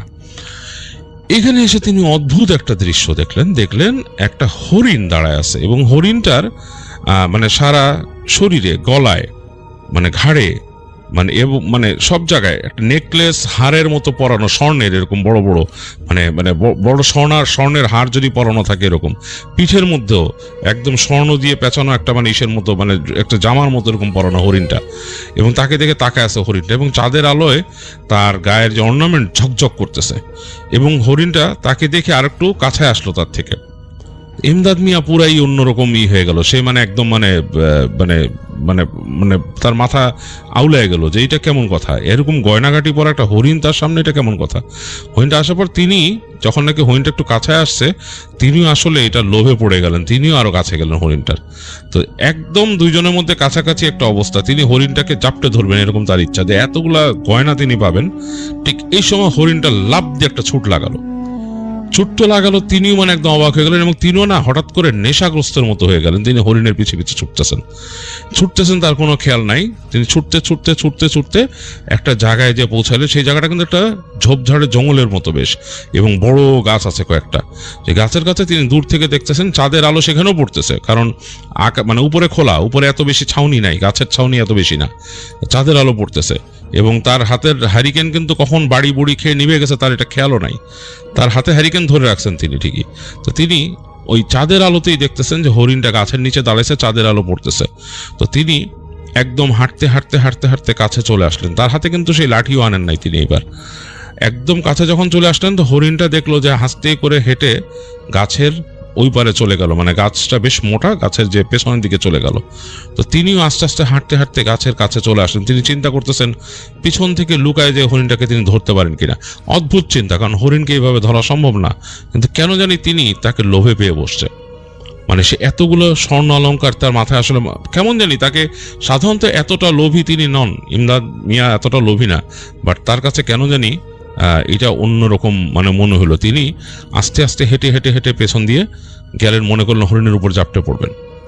তিনি যখন ঘুরে একটা প্যাচ মানে একটা ব্যাসার্ধ ঘুরে আসছেন গাছের, তখন তিনি হঠাৎ দেখলেন যে হরিণটাকে তিনি দেখতেছেন, হরিণটা হঠাৎ করে সোজা হয়ে গেল, যেমন দুই পায়ের উপর দাঁড়ায় সেরকম দুই পায়ে দাঁড়ায় গেল, এবং সেটা একটা মানুষের মতো আকৃতিতে পরিণত হলো, এবং বেশ লিকলিকে লম্বা, এবং তার লম্বা লম্বা দুইটা হাত, এবং তার শরীরে ঠিকই সেই গয়নাগুলো কিন্তু সে ঝকঝক করতেছে, কিন্তু একদম লিকলিকে হাতের একটা শুকনো একটা আকৃতিতে পরিণত হলো মানুষের মতো। এবং কেমন একটা শব্দ করলো, তার দিক থেকে ফস করে একটা শব্দ করলো, উদ্ভট শব্দ। তো তার শরীরে হঠাৎ রোম দাঁড়ায় গেল, তিনি হঠাৎ করে তার ঘোর ভেঙে গেছে, তিনি মনে করলেন যে এটা কি। তো তখন খুবই উদ্ভটভাবে নিতাইয়ের কণ্ঠে সেটা ডেকে উঠলো, এ এমদাদ। তো তিনি তখন ভয়ে তার অন্তরাত্মা কেঁপে গেল। আর ঠিক তিনি যখন দৌড় দিবেন ভয়, সেই সময় সেই লিকলিকে যেই আকৃতিটা, সেটা তার একটা হাত বাড়ায় তাকে ধরে ফেললো, এবং হাতটা বেশ কিন্তু স্ট্রেচড অবস্থায় গেছে। তিনি বুঝতে পারছেন তার থেকে ডিস্টেন্সটা এতটুকু মনে হচ্ছে যে আরেকটু লম্বা হয়ে চলে আসছে। তার হাতটা খামচে ধরলো, সেখানে তার হাত খামচে ধরছে। ইমদাদ মিয়া ভয়ের চোটে একদম তার আত্মা উড়ে গেছে। তো তিনি হঠাৎ করে তার মনে পড়লো যে তার কোমরে একটা ছুরি তিনি বাঁধতেন সবসময় মাছ ধরতে গেলে, যে অনেক সময় দেখা যেত মাছ টাছ কাটার জন্য, অনেক সময় সুতা কাটার জন্য বিভিন্ন কারণে দরকার পড়তো। তিনি মুহূর্তে দেরি না করে তার যে কোমরে গামছার ওখান থেকে ছুরিটা বের করে তিনি সজোরে একটা কোপ মারলেন সে হাতের মধ্যে, এবং প্রচন্ড একটা আর্তনাদ শুনলেন, ভয়ঙ্কর আর্তনাদ, সেই মানে ভয়ঙ্কর আকাশ বাতাস কাঁপানো একটা আর্তনাদ। এবং হাতটা তার হাতে চলে আসলো, যে হাতটা তাকে ধরে রাখছিল। তিনি সেই হাত সহ ধরেই দৌড়াচ্ছেন, তার আসলে আর কিছুই নাই, মাথায় নাই। দৌড়াইতে তিনি কোথায় পৌঁছাবেন তার ঠিক নেই। একসময় নদীর পাড়ে পৌঁছালেন, সে পাড় ধরে তিনি দৌড়াচ্ছেন। দৌড়াতে একসময় তিনি তার নৌকার কাছে চলে আসলেন। তার নৌকার কাছে এসে তিনি নৌকার মধ্যে উঠে বসে কোনো মতে তার সেই টেনে তুলতেছেন, এবং তিনি চিৎকার শুনতেছেন ভেতর থেকে, সেই মানে তার যে সেখানে যে জঙ্গল, সেখানে ভেতর থেকে তিনি চিৎকার শুনতেছেন, প্রচন্ড জোরে শব্দ আসতেছে, একটা ভয়ঙ্কর আর্তনাদের মতো, এবং মনে গা মানে রক্ত হিম করে আর্তনাদ, এবং কাছায় আসতেছে আস্তে আস্তে। আর তিনি চেষ্টা করতেছেন তার যে তিনি নৌকাটাকে পুঁতছেন সেটাকে ছুটানোর জন্য, অনেক জোরে টানাটানি করতে আসছে, এবং আস্তে আস্তে কাছে আসতেছে সে আর্তনাদ। এক সময় তিনি ওই উঠাইতে বলেন, উঠায় দেখলেন যে নৌকা তো তিনি নামান নাই পুরাপুরি, নৌকা একটু উঠায় রাখছিলেন। আবার দৌড় দিয়ে তিনি নেমে তিনি ধাক্কা দিলেন নৌকাটাকে ধাক্কা দিয়ে তিনি পানিতে নেমে লাফ দিয়ে পড়লেন নৌকার উপরে। এর মধ্যে তিনি চিৎকার শুনতেছেন ওই পাশ থেকে। তো তিনি যখন নৌকা নিয়ে প্রাণপণ বাইতেছেন, তার আসলে কোনো সেন্স নাই, স্রোতের এগেনস্টে বেয়ে চলতেছেন, তিনি প্রচন্ড কষ্ট পাচ্ছেন, এবং একটু দূরে চলে আসছেন তিনি, কারণ স্রোতটা এই মুখ আর ওই মুখ ঘুরে যায় এরকম, স্রোতটা ওইখানে মানে এই পাশ থেকে সেইভাবে ঘুরে যায় স্রোতটা এরকম। তিনি চেষ্টা করতেছেন ওই পাশের স্রোতের মধ্যে নিয়ে গেলে তার অনুকূলে স্রোত পড়বে। অনেক কষ্টে তিনি ওখানে আসলেন। তিনি যখন স্রোতের ওই পারে পড়ে গেছেন, মানে তার যাওয়ার রাস্তাটা একটু ইজি হয়েছে, যেতে পারবেন, এই সময় তিনি প্রচণ্ড চিৎকার শুনলেন পানির পেছনে, এবং বিভৎস সেই চিৎকার, মানে আকাশ বাতাস কাঁপায়, পুরো গাছগাছালি বনভূমি কাঁপায় একটা চিৎকার। তো তিনি নৌকা বাইতে বাইতে সামনে চলে আসছেন। তখন তিনি হঠাৎ খেয়াল করলেন তার নৌকার পাটাতনে একটা হাত পড়ে আছে, যেটাকে তিনি কেটে নিয়ে আসছেন, এবং সেটা কিন্তু মানে ওখানে তিনি তার নৌকাতে ছুঁড়ে মারছিলেন তখন এসে। তো তিনি খেয়াল করলেন সেই হাতটার দিকে, চাঁদের আলো তখনও পড়তেছে, হাতের মধ্যে ঝকঝক করতেছে কিছু জিনিস। তিনি যে হাতটার থেকে দেখলেন যে আংটি, সেই হাতের 4 আঙ্গুলে 4টা আংটি। তিনি আংটিগুলো খুললেন, দেখলেন যে বেশ ভারী এবং স্বর্ণের। তিনি হাতটার দিকে খেয়াল করলেন, হাতটা একটা কাটা হাত, এবং সে ভয়ঙ্কর চোখা চোখা নখ সেই হাতে, এত বড় একটা মানে হাত, শূন্য একটা হাত, সেটার মধ্যে চোক্কা চোক্কা নখ, এবং হাতের মধ্যে রোম, অনেকগুলো বড় বড় রোম। তিনি ভয়ের চোটে সে নদীতে ছুঁড়ে ফেলে দিলেন। তিনি সেটা রাখলেন না নিজের সাথে, অমঙ্গলের কথা ভেবে। তো যাই হোক, অনেক কষ্টে, প্রচণ্ড ভয়ে তিনি মনে মনে যতটুকু, তিনি আসলে খুব প্র্যাকটিসিং কোনো মানুষ ছিলেন না, তবে যতটুকু পারতেন দোয়া দরুদ পড়তে পড়তে তিনি আসা শুরু করলেন, এবং এক সময় তিনি পৌঁছালেন নিজেদের ঘাটে। সেখানে এসে তিনি তার নৌকাটাকে পাড়ে উঠালেন। উঠায় তিনি তার সেই নৌকার পাটাতন থেকে মাছগুলোও পেলেন, মাছগুলো ঠিক আছে, সেগুলোকে নিয়ে তিনি বাসায় চলে আসলেন। বাসায় এসে তিনি প্রচণ্ড জোরে তার দরজা নক করতেছেন। তার স্ত্রী দরজা খুলে দিল। কি হয়েছে? দেখলেন যে মানে গ্রামের গভীর রাত তখন, এবং তিনি মাছ ক্যারি করে আসলেন। তার স্ত্রীকে তিনি দরজা নক করে বললেন যে আমি খুব বিপদে পড়ছিলাম বউ, আমি খুব বিপদে পড়ছিলাম। তার বউ জিজ্ঞেস করলেন কি হয়েছে? তখন তিনি রান্নাঘরে যে তার বউকে বললেন যে আসো মাছটা কাটো, আমি বলতেছি তোমাকে। তো তার ওয়াইফ তার সাথে গেলেন মাছ 2টা নিয়ে, এবং সেই রান্নাঘরে তারা বাতি জ্বালাইছে, তাদের হারিকেন কুপি এগুলো জ্বালায় বেশ আলোকিত করছে। তো ইমদাদ মিয়া ওখান থেকে সরতেছে না ভয়ে, তার কাছে কেন জানি ভয় লাগতেছে। তিনি তার স্ত্রীকে বললেন যে একটা ভয়ের কাহিনী ঘটছে। কি ঘটছে? তিনি আস্তে করে তার যে কোচরের মধ্যে রাখছিলেন সে আংটিগুলো, 4টা আংটি খুলে দেখালেন, এরকম ভারী ভারী স্বর্ণার ঝকঝক করতেছে। তো তার স্ত্রী তো প্রচণ্ড মানে হয়ে গেলেন যে এটা কোত্থেকে পাইছো কি? তো তিনি তখন স্ত্রীকে ঘটনাটা বলেন। তার স্ত্রী বলে তুমি হাতটা ফেলে দিলে কেন? বলে আমি ভয় পাইছিলাম, ওটা রাখলে মনে হচ্ছে অমঙ্গল। তো তার স্ত্রী তাকে বলে যে এটা এখন তুমি রেখে দাও, আর কিছু বলো না, কিছু করো না।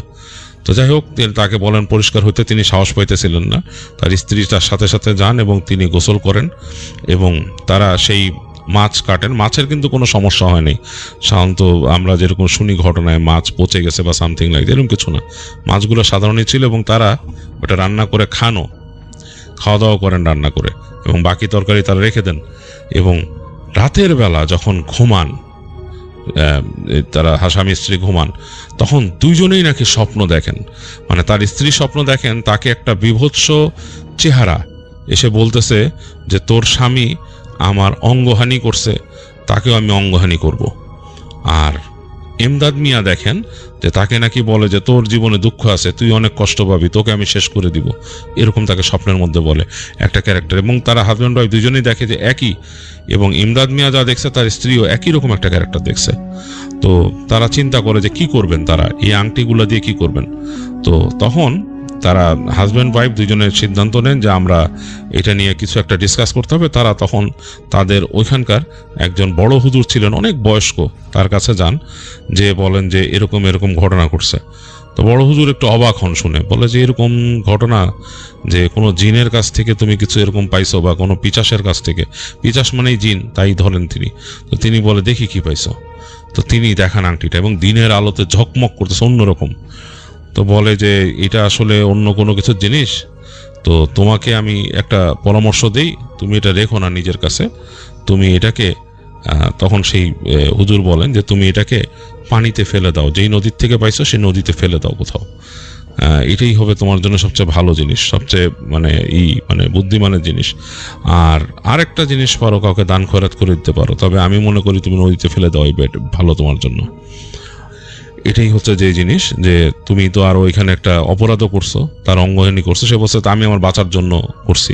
বলে হ্যাঁ, তুমি তোমার নিজের নিরাপত্তার জন্য করছো, নিজের নিরাপত্তার জন্য অবশ্যই তুমি ব্যবস্থা নিতে পারো তোমার ক্ষতির হাত থেকে। তো এটা কোনো একটা খারাপ জিন ছিল, খারাপ কিছু ছিল, খারাপ পিশাচ জিন, এবং যে নাকি এরকম তার সাথে করে আর কি, তার যে ওই যে সম্পদ ক্যারি করে, এবং তারা এগুলো হয়তো অনেকভাবে তারা পাইছে। যাই হোক, তুমি সেটা পানির নিচে ফেলে দাও, পানিতে ফেলে দাও, তার সামর্থ্য থাকলে সে নিয়ে নিব ওখান থেকে। আর সম্ভবত ওই যে তোমাকে যে তুমি যার হাতটা কাটছো, সে এমন কোনো জিন বা এমন কোনো পিশাচ যে পানি পার হইতে পারে না বা পানিতে নামতে পারে না। ওদের মধ্যে এরকম কাইন্ড আছে যারা নদী পার হইতে পারে না, জলাশয় পার হইতে পারে না, সে ওই জায়গায় থাকে এবং এই কারণে সে তোমাকে ধরতে পারে নাই। কিন্তু ভবিষ্যতে যদি কোনো সুযোগ পায় তোমার ক্ষতি করবে, তো ক্ষতিটা যাতে কম হয় তুমি পানিতে ফেলে দাও। তো তিনি হুজুরের পরামর্শ নিয়ে এবং হুজুর তাকে পরামর্শ দেন যে এরকম রাত বিরাতে না বেরোতে, রাত বিরাতে মাছ ধরতে না যেতে। এবং তিনি প্র্যাকটিসিং ছিলেন না, ইমদাদ মিয়া প্র্যাকটিসিং ছিলেন একদম। তাকে বলছে যে তুমি ঠিকমতো নামাজ কালাম পড়বা, তুমি ঠিক হয়ে যাও। তার স্ত্রীকেও বলেন যে আপনিও নামাজ কালাম ঠিক মতো পড়েন আপনার স্বামীর সাথে, আর রাতের বেলা বেরোতে দিবেন না তাকে, একদমই এরকম ঠিক না। আর এখন তো তার একটা শত্রুতা তৈরি হয়েছে। তো যাই হোক, এই বলে তাকে বিদায় দেন হুজুর। এবং আসলেই ইমদাদ মিয়া তার স্ত্রীকে নিয়ে যান নদীর পাড়ে এবং সে মনে মনে বলেন যে আমি যেটা করছি আমার নিজের নিরাপত্তার জন্য করছি, আমি কারো সোনা দানার লোভে কিছু করি নাই বলে সে ওইটাকে ফেলে দেন। ওই 4টা আংটি সে একবার নদীর মধ্যে ফেলে দেন ছুঁড়ে। যাই হোক, তারপর ইমদাদ মিয়া বাসায় চলে আসে এবং ইমদাদ মিয়া নাকি পরে স্বপ্ন দেখে, তার স্ত্রীও স্বপ্ন দেখে যে আংটি ফেলে দিয়ে অনেক ভালো করছিস, ওইটাকে যদি রাখতি তাহলে তোদের শেষ করে দিতাম। তো এরপরে আর তার সমস্যা ওরকম হয় নাই। ইমদাদ মিয়াও আর রাত্রেবেলা এরকম বেরোতো না, আর সে এরকম রাত্রে মাছ ধরার একদম ছেড়ে দেয়। এবং সেই যে লোকটা তাকে বলছিল রাত্রে ভয়ের জায়গা, সে তখন পরবর্তীতে ওই লোকটাকে বলে যে আসলেই ভাই ওইটা ভয়ের জায়গা, আমি আসলেই গেছিলাম, আপনার মতো কোনো গামছা রেখে আসতে পারিনি, তবে ওই জায়গাটা অনেক খারাপ, ওই জায়গায় যাওয়া উচিত না, আমি কাউরে বলবো সাহস দেখা যাওয়া উচিত না। তো যাই হোক, এই ছিল ইমদাদ মিয়ার একটা কাহিনী। আজকের ঘটনা আমাকে পাঠিয়েছেন আলাউদ্দিন ভাই কুমিল্লা থেকে। এই ঘটনা শোনা যায় বনানী কবরস্থানের আশেপাশে রাতের পথচারীদের কাছ থেকে। অনেকেই বলে এটা কেবল গুজব না, কিছু একটা সত্যি সেখানে আছে। ঢাকার ব্যস্ত শহর, দিনে যানজট, মানুষের ভিড়, কিন্তু রাত 1টার পর সব কিছু যেন আস্তে আস্তে ধীরে ধীরে থেমে যায়। বনানীর সেই রাস্তা, একটা মোড় ছিল যেখানে একটা পুরনো লাল স্ট্রিট লাইট সবসময় জ্বলে। লোকজন বলে ওই লাইটটা কখনো নেভে না। প্রায় 10 বছর আগের ঘটনা। একজন রাইড শেয়ার ড্রাইভার, তার নাম ছিল ইমরান। সে রাতের বেলা কাজ করত। এক রাতে, তখন ঘড়িতে বাজে 1:40। ইমরান ওই রাস্তা দিয়ে যাচ্ছিল। হঠাৎ সে দেখল লাল বাতির নিচে একটা মেয়ে দাঁড়িয়ে আছে। সাদা কাপড়, মাথা ভর্তি চুল, কিন্তু তার মাথা ছিল নিচ দিকে। ইমরান গাড়ি থামালো এবং জানালা নামিয়ে বলল, কোথায় যাবেন? মেয়েটা ধীরে ধীরে মাথা তুলল। তার মুখ ফ্যাকাশে, চোখে অদ্ভুত শূন্যতা, চেহারার মধ্যে কোনো দয়া মায়া মোহাম্মত কিছু নেই। সে আস্তে বলল, আমাকে বাসায় পৌঁছে দিন। ইমরান একটু অস্বস্তি পেলেও রাজি হলো। মেয়েটা গাড়ির পেছনে উঠে বসলো। গাড়িও চলতে শুরু করলো। কিছুক্ষণ পর ইমরান রিয়ার ভিউ মিরর দেখে তাকালো। দেখলো যে পিছনের সিটটা পুরোপুরি ফাঁকা। ইমরান ভয় পেয়ে তৎক্ষণাৎ ব্রেক করলো গাড়ি, এবং যখন সে পিছনে ফিরল দেখলো পিছনে কেউ নেই। ঠিক তখনই ইমরানের কানের কাছে একটা কণ্ঠ ভেসে এলো, যা ছিল যেখানে সে বলছিল যে আমি তো এখানেই আছি। ইমরান ধীরে ধীরে সামনে তাকালো। তার পাশে প্যাসেঞ্জার সিটে বসে আছে সেই মেয়েটা। গাড়ি আবারও নিজে থেকেই চলতে শুরু করলো। স্টিয়ারিং ঘুরছে, কিন্তু ইমরান গাড়িতে কিছুই করছে না। মেয়েটা আস্তে আস্তে বলল, তুমি কি জানো আমি এখানে কেন দাঁড়াই? ইমরান হিমশিম খেয়ে কিছুই বলতে পারল না। মেয়েটা জানালার বাইরে তাকিয়ে বলল, এই রাস্তায় আমায় ফেলে রেখে চলে গিয়েছিল। হঠাৎ সে মেয়েটার মুখ বদলে গেল, চোখ লাল, মুখে রক্তের দাগ এবং গাড়ির ভেতরেও ঠান্ডা হয়ে গেল। মেয়েটা ফিসফিস করে বলল, আজ তুমি যাবে না। হঠাৎ গাড়িটা জোরে জোরে ব্রেক করলো। পরদিন সকালে রাস্তার পাশে ইমরানের গাড়ি পাওয়া গেল বটেই, কিন্তু ইমরান সে আর নেই। শুধু তার মোবাইলে একটা রেকর্ডিং পাওয়া গেল, যার লাস্টে শোনা গেল, লাল বাতির নিচে দয়া করে কেউ দাঁড়িয়েও না। আজও রাত 1টার পর যদিও ওই রাস্তা দিয়ে যাও, তাহলে দেখা যেতে পারে লাল বাতির নিচে দাঁড়িয়ে একটা মেয়ে, আর সে অপেক্ষা করছে তার পরের যাত্রীর জন্য। ইমরান নিখোঁজ হওয়ার পর বনানী কবরস্থানের আশেপাশে রাস্তা আতঙ্ক ছড়িয়ে পড়ে গিয়েছে। রাত হলেই সেই লাল বাতির নিচে কেউ আর দাঁড়াতে সাহস করতো না, বা কেউ দাঁড়াতেও না। রাইড শেয়ার যারা করতেন, রাত হলেই তারাও সেখানে আর সে রোড দিয়ে কখনো যেত না। তারা সেই রাস্তা পর্যন্ত এড়িয়ে চলত। কিন্তু যা হওয়ার তা কি আর থেমে থাকে? কিছুদিন পর আরেকজন ড্রাইভার, তার নাম ছিল সাজিদ, সে চ্যালেঞ্জ নিয়ে বলল, এগুলো সব বানোয়াট গল্প, আমি নিজেই সেখানে দেখে আসব, আর তোমাদের গল্প আমি ভয় করি না। তখন রাত 1:45। রাস্তাটাও বিষণ্ণ, পরিপূর্ণভাবে ফাঁকা। সাজিদ গাড়ি নিয়ে এগিয়ে গেল সেই মোড়ের দিকে। হঠাৎ দূরে সেই লাল বাতি জ্বলে, যেন মনে হচ্ছে আরো উজ্জ্বল। ভিতর থেকে কেউ সজোরে আর ঠিক নিচেই আবারও সেই একই মেয়ে দাঁড়িয়ে আছে, সাদা কাপড় পরে একইভাবে মাথার নিচে এবং মুখমণ্ডলটা নিচের দিকে করে আছে। সাজিদ গাড়ি থামালো না, সে গাড়ির গতি বাড়িয়ে দিল, কিন্তু গাড়িটা নিজে থেকেই ধীরে ধীরে থেমে গেল সেই মেয়েটার সামনে গিয়ে। ইঞ্জিনটাও বন্ধ হয়ে গেল এবং সমস্ত লাইট অফ হয়ে গেল। হঠাৎ পিছনের দরজা খুলে গেল শব্দ করে, করর করে। সাজিদের বুক ধরফর করতে লাগলো এবং সে বুঝতে পারল গাড়িতে কেউ তো উঠেছে। ধীরে ধীরে সে রিয়ার ভিউ মিররে তাকালো, দেখলো পিছন সিটে সেই মেয়ে বসে আছে, কিন্তু এবার তার মুখ দেখা যাচ্ছে একদম পরিষ্কার ভাবে। চোখ পুরো কালো, মুখে শুকনো রক্তের দাগ। এবং সেই মেয়ে ধীরে ধীরে বলল, তুমি কি এখান থেকে পালাতে চেয়েছিলে? সাজিদ চিৎকার করে দরজা খুলতে গেল, কিন্তু দরজা অটো লক হয়ে পড়ে রইল।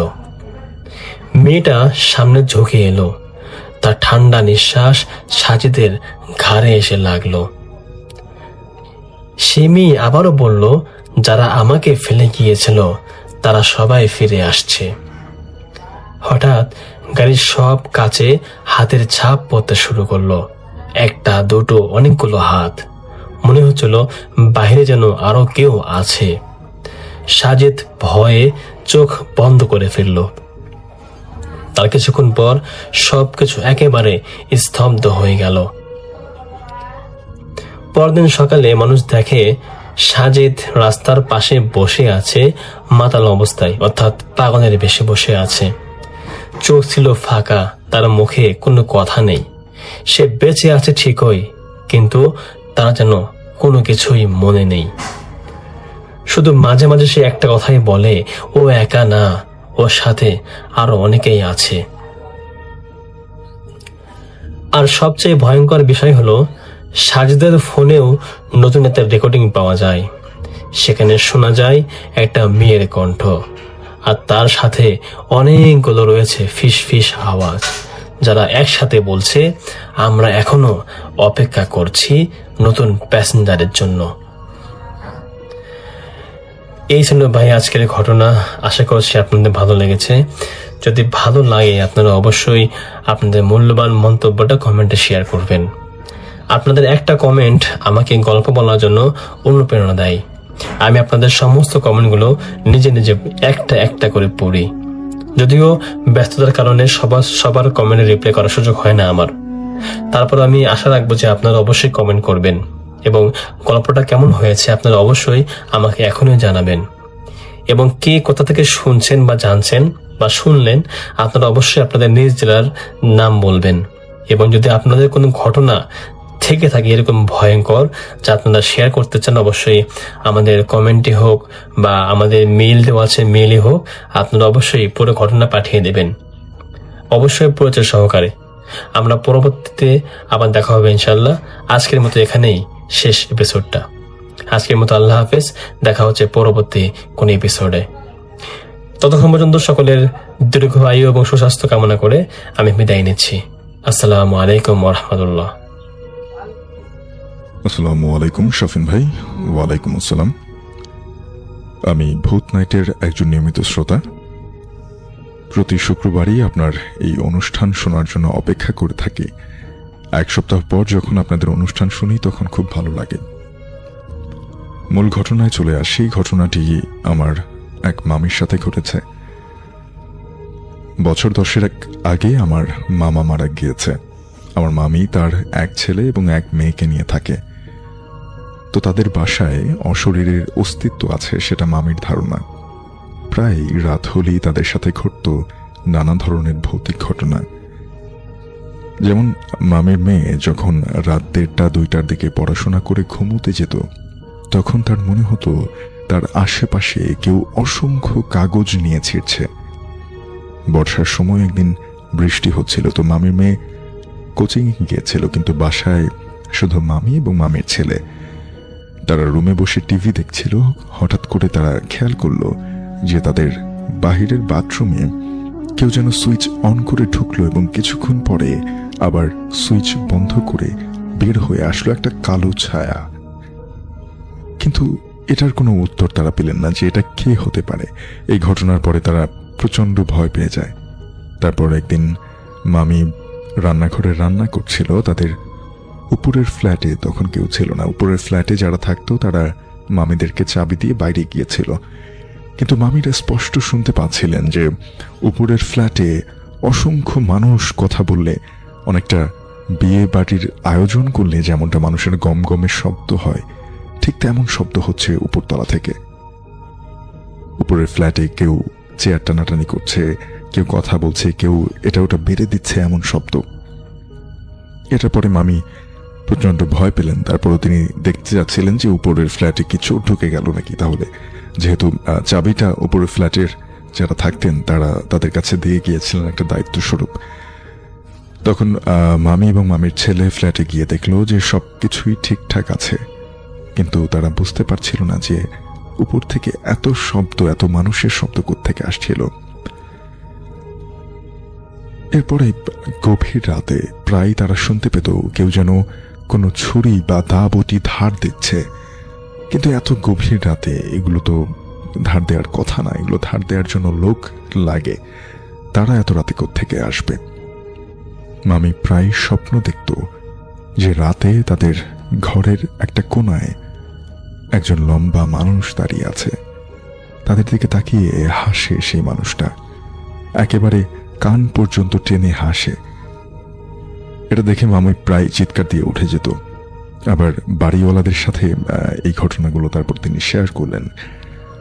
বাড়িওয়ালারা বলেন যে এসব দৃশ্য শুধু তারা না, এগুলো তাদের বিল্ডিং এর সব ভাড়াটি অনুভব করেন, কিন্তু কারো কোনো ক্ষতি হয় না। তারপর থেকে পরে মামির কাছ থেকে জানা যায় যে তাদের পাশের ফ্ল্যাটে একজন ভদ্র মহিলা থাকতেন। তিনি প্রায় রাতেই স্বপ্নে দেখতেন যে তিনি শুয়ে আছেন এবং কেউ যেন তার চোখের সামনে একটা ফাঁসির দড়ি নিয়ে দাঁড়িয়ে আছে। যে ব্যক্তি দাঁড়িয়ে থাকতো তার চেহারাটা ভীষণ বিভৎস। একজন মানুষের মুখে যখন অনেকগুলো গুলি করা হয় ঠিক সেরকম একটা চেহারা। সেই মহিলার স্বপ্নে না, বাস্তবেও এরকম একবার দেখে ফেলেছেন। এত কিছুর পরে ওই মহিলাটা প্রায় পাগলের মতো হয়ে গিয়েছিল। এজন্য তারা ওই বাসা ছাড়তে বাধ্য হয়েছিল। তো মামিদের এলাকার একজন হুজুরকে তারা ডাকেন। হুজুর বিল্ডিংয়ে ঢোকার আগেই একটা অন্যরকম আবহাওয়া সেটা বুঝতে পারছিলেন। তার কাছে মনে হয়েছিল বাহিরের পরিবেশের আবহাওয়া থেকে এই বিল্ডিংয়ের ভেতরের আবহাওয়া অনেকটা গরম, এবং তিনি পুরো বিল্ডিংটা পর্যবেক্ষণ করে যেটা বললেন সেটা সত্যি বাড়িওয়ালা এবং মামির জন্য অন্যরকম ছিল। তিনি বললেন যে এই বিল্ডিংয়ে কোনো একটি অশরীরী শক্তি না, অসংখ্য অশরীরী শক্তি আছে। তো তিনি আরেকজন বড় হুজুর মিলে পুরো বিল্ডিং বাধাই করে দেন এবং একটা নির্দিষ্ট সময় বলে দেন যে এই সময়ের মধ্যে এই বিল্ডিংয়ে কোনো অশরীরী শক্তি কাজ করবে না। এবং তারা বিল্ডিংয়ের মেইন দরজায় গরুর কিছু দাঁত, চামড়ার টুকরো এবং একটা নিম পাতার ডাল ঝুলিয়ে দেন। এগুলো রাখলে নাকি অশরীরী এই বিল্ডিংয়ে প্রবেশ করতে পারবে না। বিশ্বাস করেন ভাই, আমি নিজে গিয়েও সেগুলো দেখেছি, এমনকি সেগুলো সেখানেই আছে। তো এখন পর্যন্ত সৃষ্টিকর্তার অশেষ কৃপায় অনেক ভালো আছেন সেই বাসার সবাই। তাদের জন্য দোয়া করবেন। এটাই ছিল আমার ঘটনা। জীবনে প্রথমবার লিখছি, কিন্তু সত্য ঘটনাটি না লিখে পারলাম না। আমি আমার সবটুকু চেষ্টা করলাম। কোনো ভুল হলে দেখবেন। আমি যদিও দেখিনি, কিন্তু সেই বাড়ির প্রত্যেকের অসহায় মুখ এই ঘটনার পর সেটা আমি দেখেছি, এবং তারা প্রত্যেকেই যখন কথা হতো সবাই বলতো যে তারা এভাবে আর বাঁচতে পারছেন না। এরপর থেকে আসলে আমি বিশ্বাস করি যে আমাদের চারপাশে এমন ঘটনা আছে যেগুলো আমাদের অজান্তেই ঘটে বা আমরা বুঝতে পারি না। ভালো লাগলে পড়ে শোনাবেন। ঘটনাটি পরখ করে দেখার সুযোগ আছে। ভূত নাইটকে অসংখ্য ধন্যবাদ যে প্রতি শুক্রবার আমাদেরকে এত ভালো ভালো ঘটনা শোনার সুযোগ করে দেন। ভূত নাইটের জন্য অনেক শুভকামনা রইল। ঘটনাটি আমাদেরকে যিনি পাঠিয়েছেন তিনিও তার নাম উল্লেখ করেননি বা নামটা উচ্চ রাখতে আমাদেরকে অনুরোধ করেছেন। অনেক অনেক ধন্যবাদ। আজকের ঘটনা আমাকে পাঠিয়েছে বদরুজ্জামান, ঢাকা গাজীপুর থেকে। রাত তখন প্রায় 12টা বেজে গেছে। স্টেশনটা প্রায় ফাঁকা। পুরনো একটা রেল স্টেশন। লাইটগুলো টিম টিম করে জ্বলছে। চারপাশে অদ্ভুত নীরবতা। তো লোকজন বলে এই স্টেশনে রাত 12টার পর একটা ট্রেন আসে, যেটা কোনো টাইম টেবিল নাই। আরিফ নামের একটা ছেলে সেদিন অনেক দেরি করে ফেলেছিল। তো তার বাস মিস হয়ে যাওয়ার কারণে সে বাধ্য হয়ে এই স্টেশনে আসে। এই স্টেশনে ঢুকেই সে বুঝতে পারে কিছু একটা এখানে অস্বাভাবিক হয়ে আছে। কাউন্টারও বন্ধ, কোনো স্টাফও নেই, শুধু একটা কোণে বসে আছে এক বৃদ্ধ মানুষ। আরিফ এগিয়ে গিয়ে জিজ্ঞেস করলো, চাচা, এখানে থেকে কি কোনো ট্রেন যাবে? বৃদ্ধ ধীরে মাথা তুলে তাকালো এবং সে বৃদ্ধর চোখে অদ্ভুত শূন্যতা কাজ করছে। সে শুধু বলল, শেষ ট্রেনটা আসবে, কিন্তু সেই ট্রেনে সবাই ওঠে না। আরিফ বৃদ্ধার এই কথা শুনে একটু স্বস্তি পেল, কিন্তু থাকার কোনো উপায় নেই। সে প্ল্যাটফর্মে বসে রইল। রাত তখন ঠিক 12টা বাজতেই দূরে একটা শব্দ শোনা গেল। সেটা হলো ট্রেনের হুইসেল। কিন্তু অদ্ভুত ব্যাপার হলো, রাতের বেলা ট্রেন চলছে, নেই কোনো আলো, নেই কোনো ঘোষণা। তবুও ট্রেনটা ধীরে ধীরে এসে থামলো প্ল্যাটফর্মের সামনে, এবং ট্রেনটা ছিল পুরোপুরিভাবে অন্ধকার। ট্রেনের দরজা নিজ থেকেই খুলে গেল। ভিতর থেকে একটা ঠান্ডা হাওয়া বের হয়ে গেল। তখন আরিফ দ্বিধায় পড়ে গেল যে সে কি আসলে ভেতরে উঠবে নাকি উঠবে না। কিন্তু তখনই সে শুনল পেছন থেকে সেই বৃদ্ধের কণ্ঠ, যেতে হলে এখনই ওঠো। আরিফ আর কোনো কিছু চিন্তা করে না করেই সে ডিরেক্ট ট্রেনে উঠে পড়ল। ভেতরে ঢুকেই সে বুঝতে পারল এটা কোনো সাধারণ ট্রেন না। দেখলো সমস্ত সিট ছিল পুরনো এবং ধুলোয় ভরা।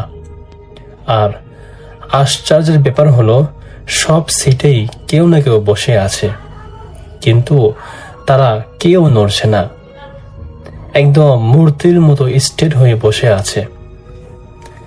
আরিফ একটা সিটে বসলো। তার পাশের লোকটা মাথা নিচু করে বসে আছে। আরিফ ধীরে বলল, ভাই, এই ট্রেনটা কোথায় যায়? লোকটা ধীরে মুখ তুলল এবং সে আরিফের দিকে যখন চোখ মিলালো, আরিফের বুক ভয়ে ধরফর করে উঠল। লোকটার চোখ নেই, শুধু ফাঁকা একটা গর্ত। হঠাৎ পুরো ট্রেনটা কেঁপে উঠল। সবাই লাইট একসাথে, সমস্ত লাইট জ্বলে উঠল, আবার নিভে গেল। তারপর সব যাত্রীরা একসাথে মাথা তুলল। সবাই একসাথে যেন তাকিয়ে আছে আরিফের দিকে। তাদের মুখে একটাই কথা, নতুন যাত্রী, নতুন যাত্রী। আরিফ এমন দৃশ্য দেখার পর উঠে ভয়ে দৌড় দিতে চাইল। সে দরজার দিকে ঠিকই দৌড়ে গেল, কিন্তু দরজা বন্ধ ছিল। জানালার বাহিরে তাকিয়ে এসে দেখলো ট্রেনটা কোনো লাইনে নেই, চারপাশে শুধুই অন্ধকার। হঠাৎ তার পেছন থেকে একটা ঠান্ডা হাত তার কাঁধে এসে থামলো এবং পেছন থেকে বলল, তুমি কি নামতে চাও? আরিফ ধীরে পেছনে ফিরল। দেখলো সেই বৃদ্ধ যে স্টেশনে বসেছিল, সে এখন ট্রেনের ভিতরে দাঁড়িয়ে আছে এবং বৃদ্ধ হেসে এটাও বলল, যারা একবার ওঠে তারা আর নামে না এই ট্রেন থেকে। তারপর ট্রেনটা হঠাৎ থেমে গেল, সব দরজা খুলে গেল। বৃদ্ধ বলল, নামো যদি পারো। আরিফ দৌড়ে নেমে গেল। সে মাটিতে পড়ে গেল। তারপর সে অজ্ঞান হয়ে গেল। সকালে লোকজন তাকে স্টেশনের পাশে পড়ে থাকতে দেখে, কিন্তু অদ্ভুত ব্যাপার হলো এই স্টেশনে কোনো ট্রেনই আসে না রাত্রিবেলা। আরিফ তো এবারের মতো বেঁচে যায়, কিন্তু এরপর থেকে প্রতিদিন রাত 12টায় সে একই শব্দ শুনতে পায়, ট্রেনের হুইসেল আর একটা কণ্ঠ, তুমি আবার আসবে ফিরে। আর সবচেয়ে ভয়ঙ্কর ব্যাপার হলো একদিন আরিফ হঠাৎ করেই নিখোঁজ হয়ে যায়। স্টেশনের বৃদ্ধটা এখনো বসে থাকে।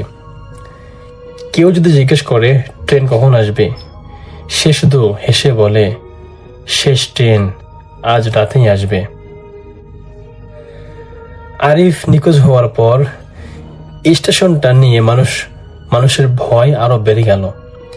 দিনের সব কিছু স্বাভাবিক, লোকজন আসে যায়, কিন্তু রাত হলেই কেউ সেখানে নামার বা থাকার সাহস করে না।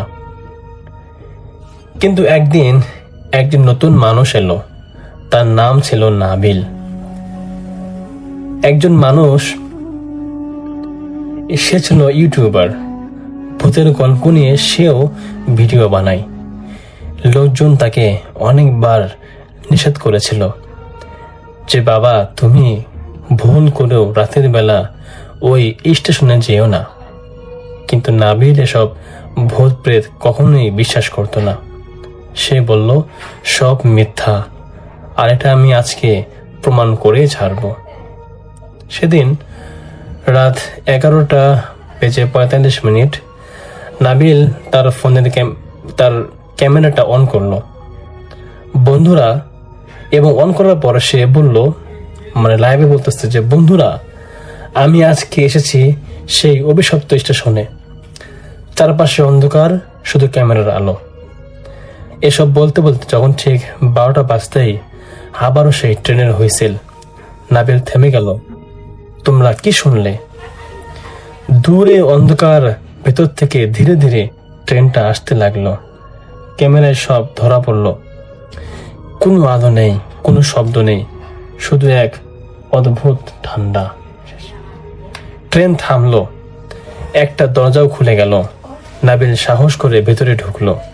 বন্ধুরা, এই যে আমি এখন ট্রেনের ভেতর ঢুকে পড়েছি।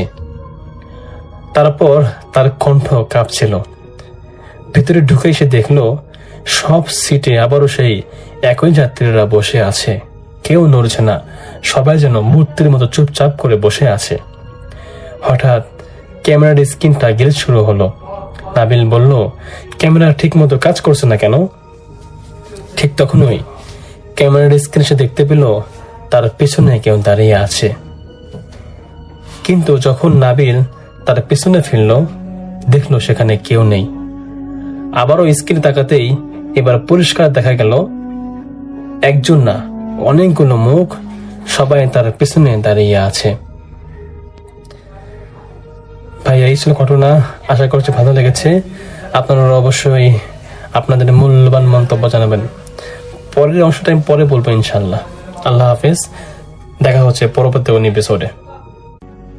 ধন্যবাদ প্রিয় লিসেনার। আশা করি যারা যারা আমাদের ঘটনাগুলো শুনলেন তাদের কাছে এই ঘটনাটি অত্যন্ত বেশি পছন্দ হয়েছে, কারণ আজকে বাছাই করা ঘটনা ছিল।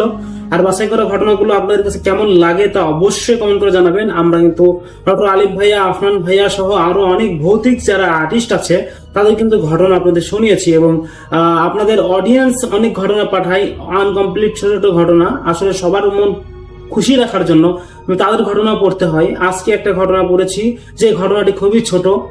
যাই হোক, ঘটনা যদি বড় করে এই ঘটনা লিখতো, আমি মনে করি যে এই ঘটনাটি আপনাদের মন ছুঁয়ে যেত। তো যাই হোক, আমারই ভালো লেগেছে এই ঘটনাটি, যে লাশ হাত চেপে ধরেছে, এই ঘটনাটি আমার ভালো লেগেছিল। কিন্তু অল্প ঘটনা, 5 মিনিট। যাই হোক, আমি তারপরেও চেষ্টা করেছি ওই ঘটনা আরেকটু গুছিয়ে লেখার জন্য, কিন্তু বলার জন্য কিন্তু হয়ে ওঠে না। আসলে সত্যি ঘটনা, ঘটে যাওয়া ঘটনা আর হচ্ছে আপনার হচ্ছে নিজে বানিয়ে বলা ঘটনা, অনেক তফাৎ ভাই। যে ব্যক্তির সাথে ঘটে যায় ঘটনাটি, ওই ঘটনাগুলো যদি আমরা পাই, ওই ঘটনা পড়ার মধ্যে আলাদা একটা মজা থাকে।